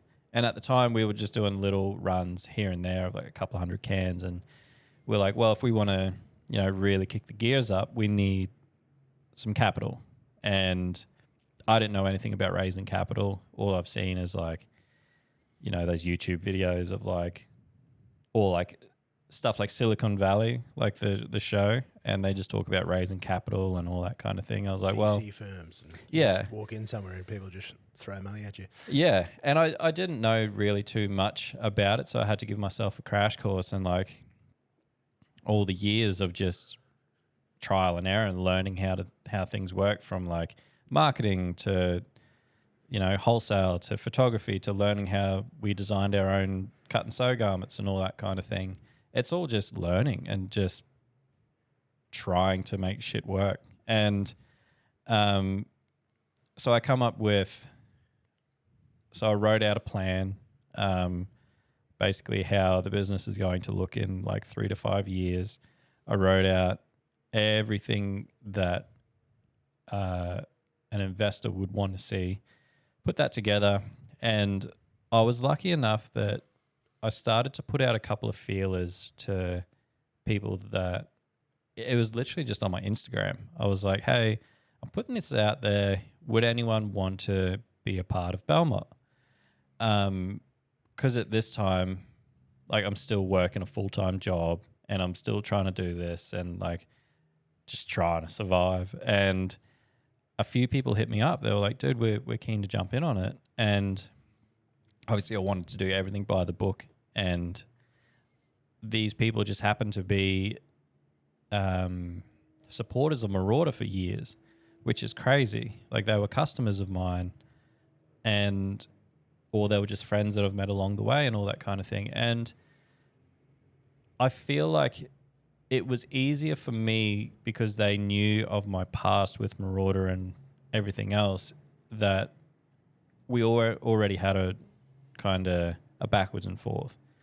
So it was an easier sell to them and for me, rather than trying to go through like a, capital raising kind of angel investors and all that kind of thing. Plus I want my mates to win. That's the main thing. Like, if in my head, I was like, if this goes gangbusters, I want my mates to win, because, I always try to bring everyone up. Like, I'd rather there be helping everyone up than trying to cut people down, or just like, I'm the only one that kind of did something and everyone else has kind of got to whatever. So yeah, I went through that and got everyone to kind of green light it and commit to investing in the business. And then I got to obviously reading of like, how do I create this capital raise? And I spoke to a lawyer, and the lawyer basically said, cool, we can put all this stuff together. We can put through like a shareholders agreement, like updated shareholders agreement. So all of shareholders agree to it. We can put together a share subscription, which basically shareholders, they subscribe to the shareholders agreement, which basically means they adhere to all the rules that are in the shareholders agreement. And we can update everything on ASIC and a bit more paperwork. And he's like, that's going to run you about $5,000. I was like, cool. I don't have that.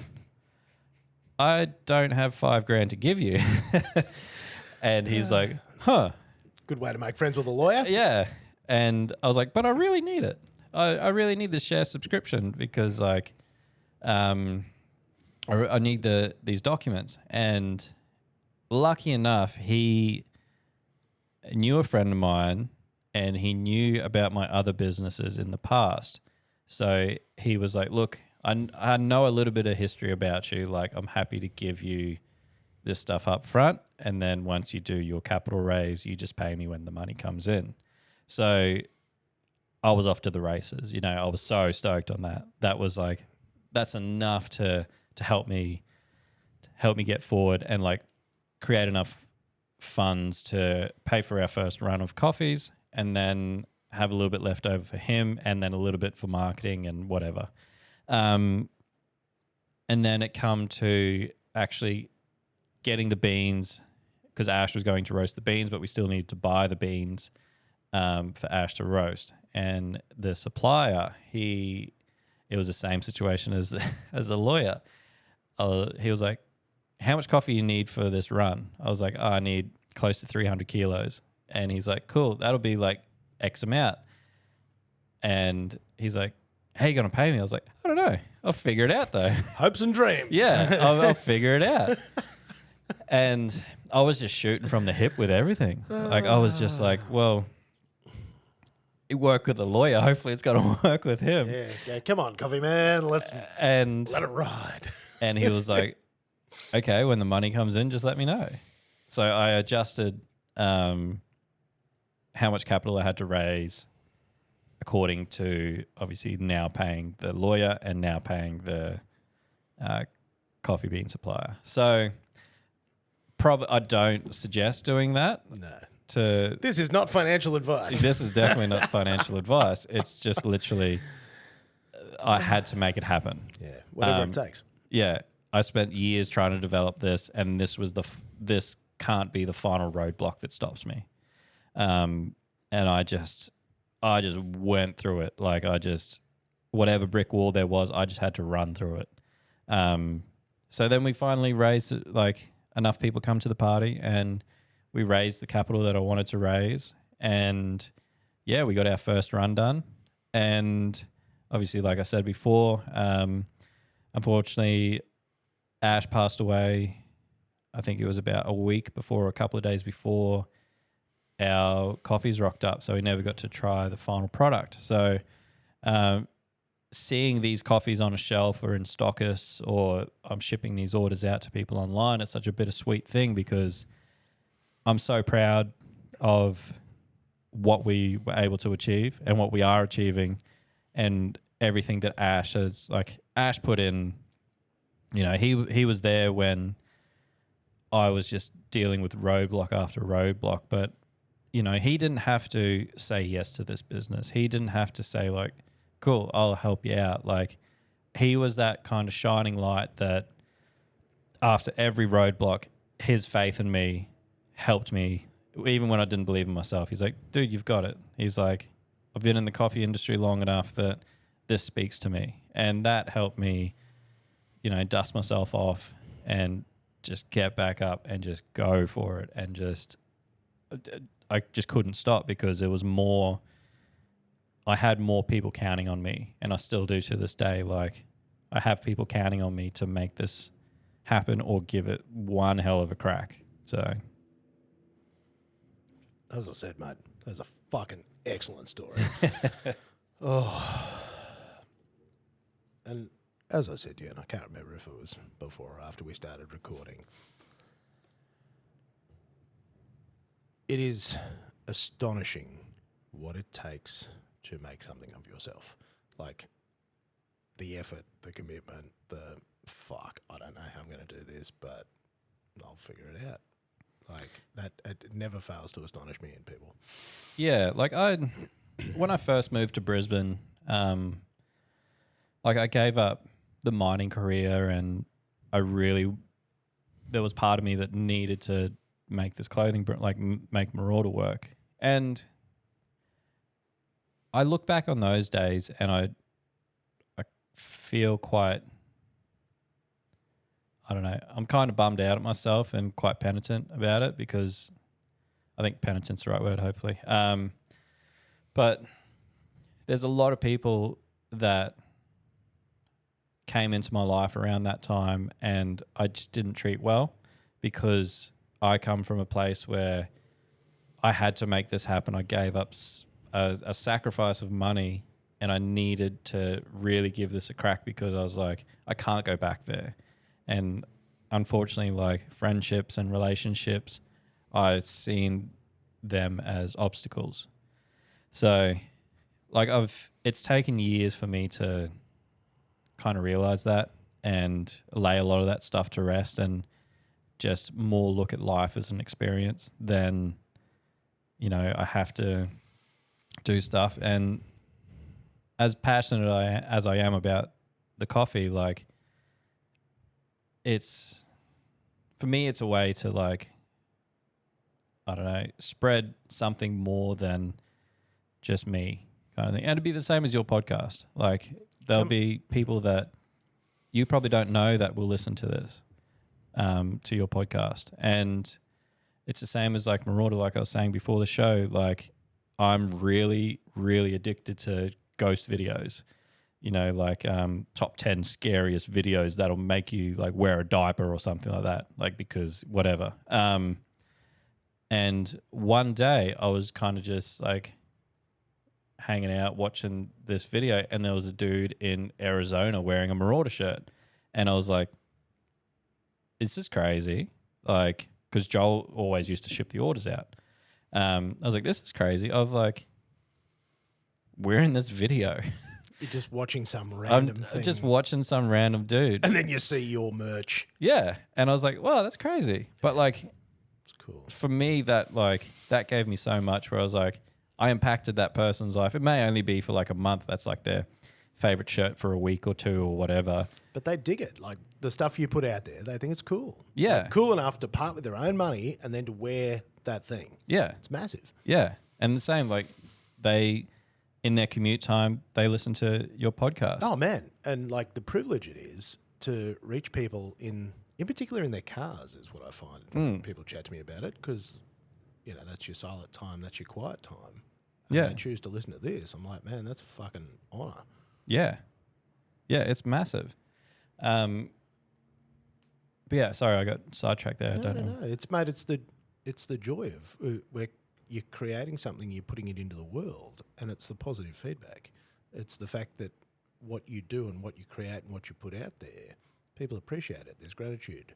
Yeah, and that's that thing in itself. Like, there's been so many times, like in the last few years, of building Bellmott and even like building Marauder and all that kind of thing. You'll have a rough day where you won't get any sales on the website, or like a wholesaler will tell you no or something like that, or you just hit a brick wall, and then you feel like the world's kind of, you start to think like, oh, why am I doing this kind of thing? And there's out of nowhere, someone will send you a message on Instagram, or something will happen, or someone will just be like, hey, I seen a Marauder shirt here, or someone will comment on the post and say like, oh, I tried this coffee from a friend, it's great kind of thing. And they're the things that they help you go for another week. Puts that little bit of hope back in there. Yeah. That you're like, I'm not out of my mind. Yeah. What I am doing is not, despite what the facts might say, this is not stupid. Yeah. I can see where this is going. It fills you up, and you're just like, this is why I do it. Like that one little ding from Shopify, or like... One of my buddies went to, it was either Ireland or Scotland, and actually, where's Loch Ness? Where's that? That's Ireland? Scotland? Fuck. Yeah. Mate, geography fail. He went over there and ran a 5K like mini marathon thing with his daughter. And I saw like the photos that they take of people doing their run. He's there pushing his daughter in a pram, and he is wearing my Living the Dream AU Falcon Burnout. And I'm like, I have never felt more proud in my whole life of my buddy in that over there. And like, it's just one person, but man, I still smile as I think about that, because that person chooses.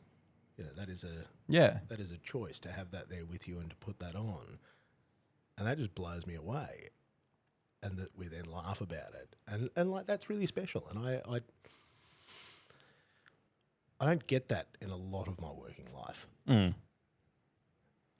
Because so much of it's just very transactional. Yeah. Whereas this is, it's special. Like I think it's because you put in like, you really put in a lot of creative time and a lot of creative passion behind it. And it's the same as, when someone creates music and they say like, oh, your music really touched me. And you're literally taking a piece of yourself.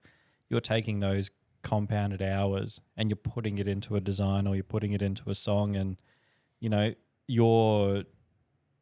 I'll just use the song as an example.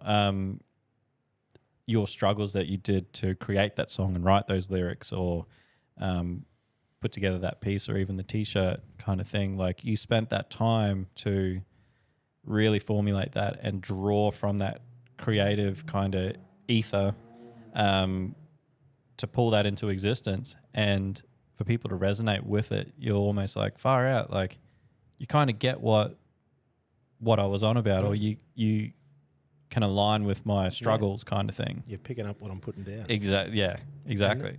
Because you, and I don't know if I misheard, but like, did you say you produce a bit of music as well, or is there something? Or Yeah, you're still involved in that, or It's come to a point now where it's the same as writing music. Like, I'll pick up a guitar, I'll have a rough idea of a riff in my head, and I'll write it down or like play it, record it, and then, because all the time, like when I was in the band, I was like always putting together ideas and all that kind of stuff, and we didn't have obviously a recording studio in Mount Isa.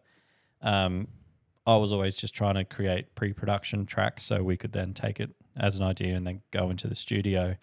But it was just, once again, a creative kind of adventure where I was like, just wanted to learn how to make a mix better or make vocals stand out, or like, how do I make these guitars sound better and all that kind of thing. But these days, what's kind of scratches my itch is I literally just have a riff in my head, write it down, and, you know, I'll add drums to it and I'll add a bit of bass, and then I'll pan it and mix it and all that kind of thing. And that's enough for me. Like if it's just in an afternoon, it's a couple of hours, I'm like, cool, that, like I got that out creatively. And no one will ever hear those riffs or anything like that, but it's enough for me to be like, I'm happy, I'm content with that. And I get to then just continue with my chosen kind of creative field, which is creating a business. So stepped away from music commercially, I guess. That's yeah, you let that ship sail. Yeah, pretty much. Like I realized that we were kind of up against it, trying to start a band in Mount Isa. Yeah, because like Mount Isa is 10 hours from Townsville. Yeah, your proximity's not great. Yeah, and like you, like it would take a lot to, you know, for that one-off kind of Townsville show we did, we drove 10 hours just to play that show for one night, and then we drove back the next day. Like that's not a big thing in terms of like bands touring. Like I was chatting to a friend who they played a show in Sydney, and then after they packed down, they literally just jumped in the car and then drove to Brisbane because they had to play Brisbane that next night. But like straight after the gig, they just loaded up then just went and then took turns. And like that's massive in comparison to one like little overnight thing that we did. But yeah, like, you know, in another lifetime, I always think about like what happens if I grew up on the coast. As someone living in Mount Isa, reading the skate mags and all that kind of thing, and seeing that Melbourne, Brisbane, Sydney were like kind of the epicenters of like music and skating, and Perth, growing up in a small outback town, I kind of was like resentful that I didn't grow up in the coast or in Brisbane. But then I also look at it on the other side of the coin, where if I grew up on the coast, would I have done everything that I tried to do now? Like, would I have started a skate shop? Would I have started a clothing brand? Would I have started a band and all that kind of thing, just because I felt like I had to do it to create something? Like I was trying to basically, in Mount Isa, I was trying to create some comfortability or create my own little scene where I was like, if I'm going to be here, I may as well try create something. Make that thing you see in the mags and go, yeah, I'm going to build that here. Yeah. You know, and it just... build it, they will come, apparently. Well, it didn't. Yeah. not to Mount Isa. Maybe for like a blip on the radar. Like, yeah. There were like 2 or 3 good years there where it went hard, and then... Yeah, we had a couple of bands in Mount Isa, and yeah, that was really... And like punk, that was your... Yeah, it was like punk hardcore. Like bands that we were really into at the time were like Gallows, Break Even, like, and just that kind of genre. Like we were really into that kind of thing, but we're also trying to add different elements into it. And the great thing is, a lot of great music comes from Perth, because I feel that even though with like the internet and stuff like that, before the internet, Perth is such it's in the middle of like, it's so landlocked, and like it's just that little city kind of thing. And I feel like that creates like creativity that you can live on your own kind of thing, where I may be completely off the mark, but like if you're living closer on the coast, you've got maybe the same influences. Like there's that one band that's kind of like real popular here, so every band's trying to sound like that band or whatever. There's that band that tours that everyone's trying to copy the sound of, whereas in Perth, not many. It's quite hard for a band to tour. Like if you're not a quite established band, it's hard to make that trip to Perth because it is a 5-hour flight, and like tickets cost money kind of thing, and you don't want to go there to basically open up to 10 people. So that helped. I feel like that helped Perth create its own kind of, I don't know, little melting pot of like, they take so many different influences and all that kind of stuff, and they created very individual kind of bands and all that kind of thing. And I think that's what we were trying to do in Mount Isa as well. We were trying to take influences from everywhere and add it into our experiences, because our experiences were different to someone growing up on the coast. Like we were growing, like 3 members out of the 4-man band worked in the mines. So like we were harboring that kind of energy. I don't know what that kind of energy was, but very underground. Oh God, sorry. Do you have a boom tish? Actually, hang on. Is that? Oh, hang on. No, that's the wrong one. One of them? No, not that. Oh, there you go. There it is. Hang on. That's the one we needed. All right, now that I've had my bad jokes and pushed all the buttons on the old roadcaster. Oh God, I can't even remember what the bad joke was about. It was very underground. Yeah. Okay, sorry. So the mining dudes that were very underground. Yes. But yeah, that's To kind of sum up that story, like music's still a big part of my life because I have a lot of friends in music, and obviously I listen to music. But I just don't think it's something that I want to like pursue personally. Well, you've gone down that road and you've seen. I think you've also seen what it takes, and you've seen there's a lot of variables. Yeah. In that as well, and you've. I guess you've played that one out, like, and I'm actually not even making a joke there. Like you've actually sort of you've run that thread all the way and gone, and because you've got, very clear commercial skills in the things that you do, and these make a lot of sense where you can draw from the influences and all the stuff you like, but it invites you back into those worlds that you want to be a part of. 100%, and that is cool. Yeah, because even when you were talking about like what was that Parkway Drive in what year was that? 2000.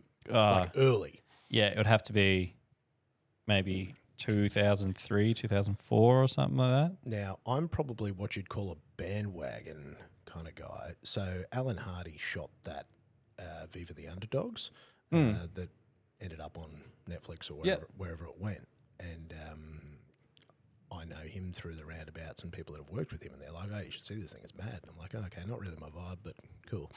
And I watched that. And I'm like, this is the greatest fucking thing I've ever seen. Yeah. And I love this music, and I love the intensity of these dudes. And I'm like, this fucking goes off. And like, I now listen to their stuff just on repeat all the time. I'm like, this is amazing. Like, what an incredible local story, incredible local dudes. And it's that sort of stuff. And, how long those guys have been going and how much I don't know, like all this stuff, again, these are all the things that speak to me, is just that. Yeah. And making something. That's headlining back, and like that was. I'm like, that is there for a bunch of Aussie dudes. That is mad. For a bunch of surfers. Fuck. Yeah, from Byron. Yeah, absolutely unreal. Like top of the, Yeah, they would have to be, in my opinion, they would have to be the biggest like metal band out of Australia, and if not, like they're headlining like Europe. Well, that's it. Headlining fucking. They're going. Yeah. Holy shit. Yeah, but they were like, if you like that, and now that you've got a bit of history, watch their first DVD they put out. It goes more into the background of their band, and it goes to show that like the first DVD really goes into that kind of rise, because they got to, I think the first DVD caps off at Horizons, the album Horizons, but it showed that like they would do anything it takes just to play shows and all that kind of thing, and they were playing in like small towns, and them and like some other notable bands in Australia, they were the ones that they made metalcore. Like everybody in high school wanted to start a metalcore band when like Parkway and Prom Queen and stuff started out. And everyone wanted to do it. And they were playing shows in like small areas and pulling like 300 kids like every single tour stop. And the town would only have like 20,000 people kind of thing. And they would pull that many just because at the time it blew onto the scene and it was massive. And then it's just snowballed from there. And like the first DVD actually shows like they did a Europe tour, and it would have been like maybe 1 or 2 years they played a show to about 20 people, and then they come back and played the exact same venue, and it was capped out. Holy like, shit. I've got to dig that out. Yeah. And I think they've put it on YouTube. Yeah? Like both DVDs. Hell yeah. On YouTube. So definitely to understand it, like it's, yeah. Because as I said, I'm a bandwagoner. I'm a late to the party. But I didn't get it. Like, because I was, I 90s teenager. So when you were like Pantera, I'm like, fuck yeah, Pantera. Like, because when I was, Pantera, Sepultura, there was, Korn came on the scene. There was all that sort of style of stuff. But I really, and like Pantera just went, like, couldn't get enough of it. Yeah. Yeah, I my first CD I ever bought with my own money was Pantera, Vulgar Display of Power. Yeah, boy. And that opened the floodgates to like metal and all that kind of thing. Like I think it was, my brother bought, because he was into punk, he bought like Offspring, Americana, and then actually I think it wasn't my own money. I got money for Christmas and I went to the CD shop and I bought Vulgar Display of Power. And then my brother narked on me because he was like, there's a song that says fucking hostile. And he said it to mum. And mum's like, you've got to take that back because that's rude. And you've got to take that back and exchange Parental it. advisory, explicit lyrics. But like that opened the gates. Man, and like Far Beyond Driven, like that was... Yeah. Fuck, I'm getting chills just thinking about it. And yeah, and I think that opened the gates for me to get more into metalcore. Like punk was sick because it was fast and like catchy and all that kind of thing. But there was just something about like the kind of like the brutality of like Pantera and just how heavy it could get.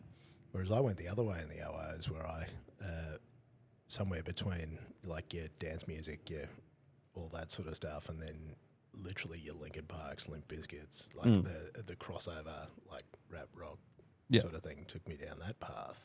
Because I think I hit all the metal stuff pretty hard in the 90s. Yeah, it was great to see that, like, obviously growing up, like great to see on Channel V or like the main kind of countdowns, bands like Papa Roach and Limp Bizkit and stuff were mainstream. Like, I don't feel like you would see that even now. No, that would be a struggle. And then the other one, and I couldn't believe this, so like I am quite the Bad Religion fan, and I had a couple of my mates that I grew up with were like fanatical. Yeah. And so I've seen them when they've been here in Brisbane, and used to go to all these things with these boys, and like I'm a massive fan. I've actually got copies of some of their albums on mini discs. Oh, crazy! To help, demonstrate some of my age here. Because, like, their stuff, when I heard their stuff for the first time, I'm like, this is insane. And, like, the depth to it and everything about it was just... Yeah, so catchy. So good. Like, when you don't notice it, but, like, the catchiness and, like, just what Brett Gurwitz does in the background of each song where it's like a harmony kind of thing. It adds so much depth, but like the catchiness of like Greg Graffin's like lyrics and his vocals and all that kind of thing, and then Brett doing like the harmonies and and like to see him live, it's just like, and here in Brisbane as well. To see Yeah. him at what's that little venue? Is it Tivoli or something? The one that has the little balcony around it. yeah, Yeah, mate. Seeing them like there, yeah, and like you're there and they're there, and you're like, holy shit, that's bad religion. yeah, And actually, the boys that I did that with, one of them actually now works in music, and yeah, it's hilarious. And he's actually, it's funny, I've thought of him a few times through this because he's also a mad skateboarder, and he lives in like more rural Melbourne, but like works in the Big Smoke, representing bands and stuff. But built a skate park, right, in his shed, and still, you know, middle-aged dudes now still get together and sick. like carve up in the shed because Yeah. he built his own like full-blown skate park. That's the I'm dream. like, king. Yeah, that's the ultimate dream. That's always been my dream, to like to have a big enough house so I can have a half pipe in the Oh, backyard. it's wild. I'll show you some photos. It's like when I saw it, I'm like, because the best part about getting older is the fact that you can do all the dumb shit that you wish you could have done. Yeah, Like when you're a teenager, you're like, fuck, wouldn't it be cool if you did? And you're like, you get here and you're like, I'm just going to fucking do it. There's nobody to stop me. yeah. No one can tell me no. Yeah, Nobody can tell me that I can't do this. So I'm just making it happen. Yeah. And it's just as good as you hope it'll be. That's Yeah. the even better part. yeah, yeah. Hell yeah. Yeah, because it's actually brought up a ton of, really good memories of a lot of that stuff and a lot of the punk stuff that we used to go to. And like there was a wild event over on Stradbroke Island, Amity Stock. And holy shit, like it was all, just like big punk scene. And, Rad. And this was like early OOs.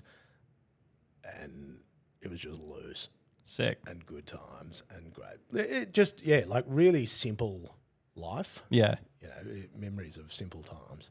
everything. Yeah, bit easier. Yeah, Yeah, bit easier. I remember like some dude I didn't even know. We got in they had like an inflatable boxing ring, and I was so blind and like, mate, I'm a lover, not a fighter. And we're in there with the fucking big inflatable boxing things, trying to beat the shit out of each other. I'm like, yeah. Amity Stock, what's up? For anyone that ever made their way to that. It's just, man, it's just really cool. And like, I've really enjoyed like meeting you today. And I think I'm going to have to pass my thanks on to Mitch for this intro. Because the other funny story is I was at the gym the other day, and I think this is how this all came apart. And I literally said to my buddy Jimmy, who trains with me, I'm like, we're not here to fuck spiders. And then we were like, oh man, we should put that on one of our shirts. And so I hit up Mitch in our chat group, and I'm like, dude. And he said to me, look, I'm sorry to do this, but I actually can't do that design for you. Because did he have some involvement at some point, or? No, he's literally just been a mate for that many years, kind of thing. Because he saw, and he literally had that. And I think that was how this whole conversation started. And he said, I can't do something like that because my friend has that. And yeah. And he said, I can't do. And I'm like, mad respect to your morals and ethics, my friend. I'll never. But my preference was actually, I didn't want it to actually say that.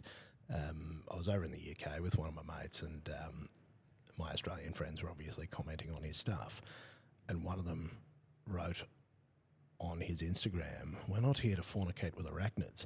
And he thought that the Australian bloke was having a go at him. And he's like, what the fuck is this? What's this fucking dickhead saying? I'm like, oh, mate, that's Australian for not here to fuck spiders. And then you got to explain the whole thing. Yeah. And I really wanted we're not here to fornicate with arachnids because I really like the highbrow nature of that of that lowbrow phrase. So, with broader permission and a different artist, I'd still like to explore that. Yeah. So, there was one that we always used to say as well is we're not here to frig the frog. not here to frig the frog. That's a fresh one for me. Yeah, so it's very, basically the exact same. And it was just hilarious because what was funny was he sent, because it was the patch, and this is where I'm sort of putting two and two together, because he showed me the patch, and it's the red back and the thing. And, I'd sent through some, again, very MS Paint style, because that's what I do. I'm like the MS Paint guy. Yeah. And I'll draw just the shittest thing and send it. I'm like this, and send a few pictures of stuff that inspires me. And he's like, yeah, we can't make that. Yeah, that logo, like that design. Joel come up with it, and that was the start of the other brand BLC, because like obviously with Marauder we were doing very graphically driven stuff like skulls and Grim Reapers and all that kind of thing, and we had all these crazy designs like we're not here to fuck spiders, and like a patch that said like carked it, and there was a crow that was like kind of fucked up, and I was just like, it's such a contrast with these like black t-shirts with like high levels of detail and all that kind of thing, and then we got these dumb hats. I was like, we need to create a different brand that we can really explore this avenue of going a bit more Australiana and like creating these crazy patches, rather than like people being like, oh, what's happening here? Like what's this? Yeah, you boys have taken a very strange turn on this design journey. Yeah, but obviously still funnel them into the same website and all that kind of thing. Just make it like two brands. So because you got to have one where you can just be yourself. Yeah. Because otherwise you turn it into a job and then you have to start another brand. Yeah. And mate, tell me what's next, because obviously you've written a 3 to 5 year plan for your investors. Where does Bellmott go from here? So Bellmott, we're just about to. So obviously latte, getting that together is operation number one. We've got until we can actually like pull the trigger on that and get all of our readings back that it's like safe for human consumption. Because right now the pH level, is still quite bitter. So it's gonna taste like a lemon. But right now, like next week, we're about to launch just like a coffee concentrate, which is like a 2 liter kind of goon bag.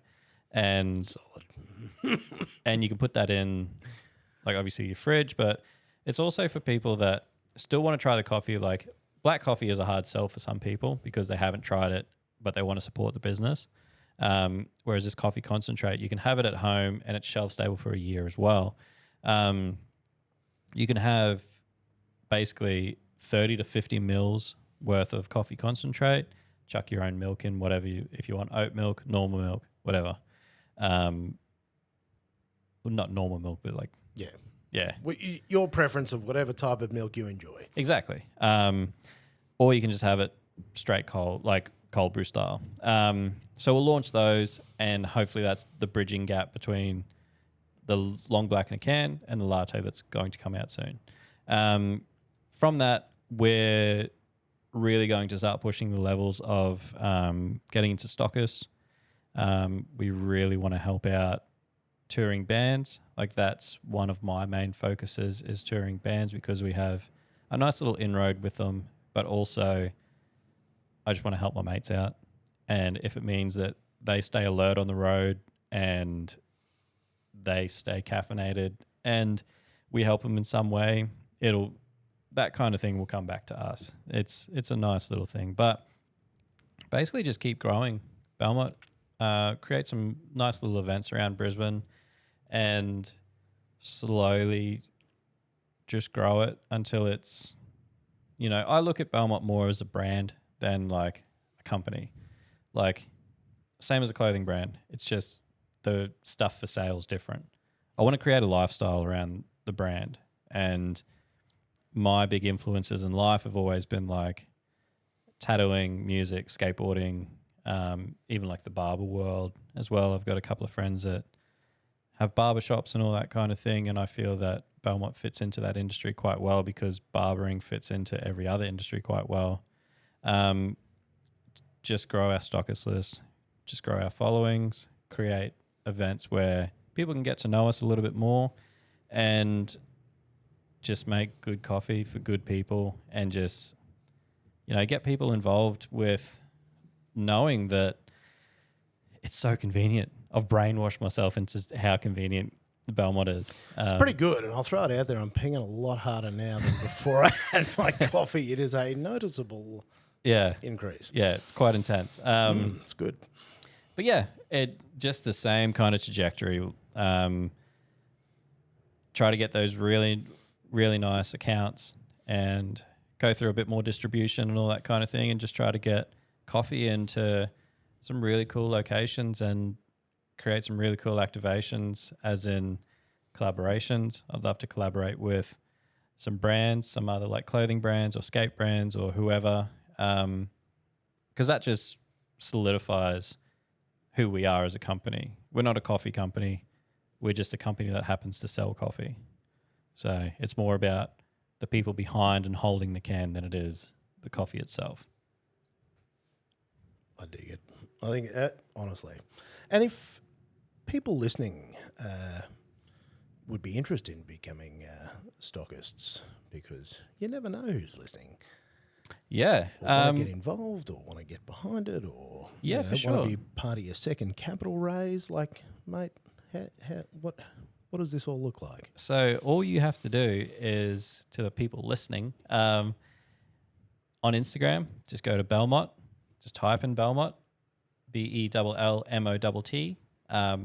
Or if you want to email me, it's just tom@bellmott.com. If you want to go to the website and see stuff that we're coming down the pipeline, some blogs.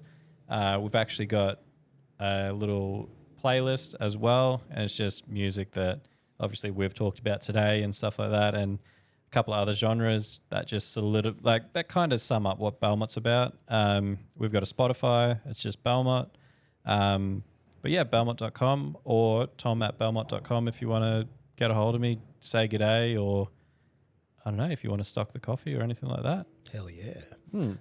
Shipping Australia-wide, internationally, just in case for our international listeners. I mean, we can make it work. I'm not sure about the exports yet, but I'll figure it out. Mate, figure it out. But shipping Australia-wide and New Zealand, yes.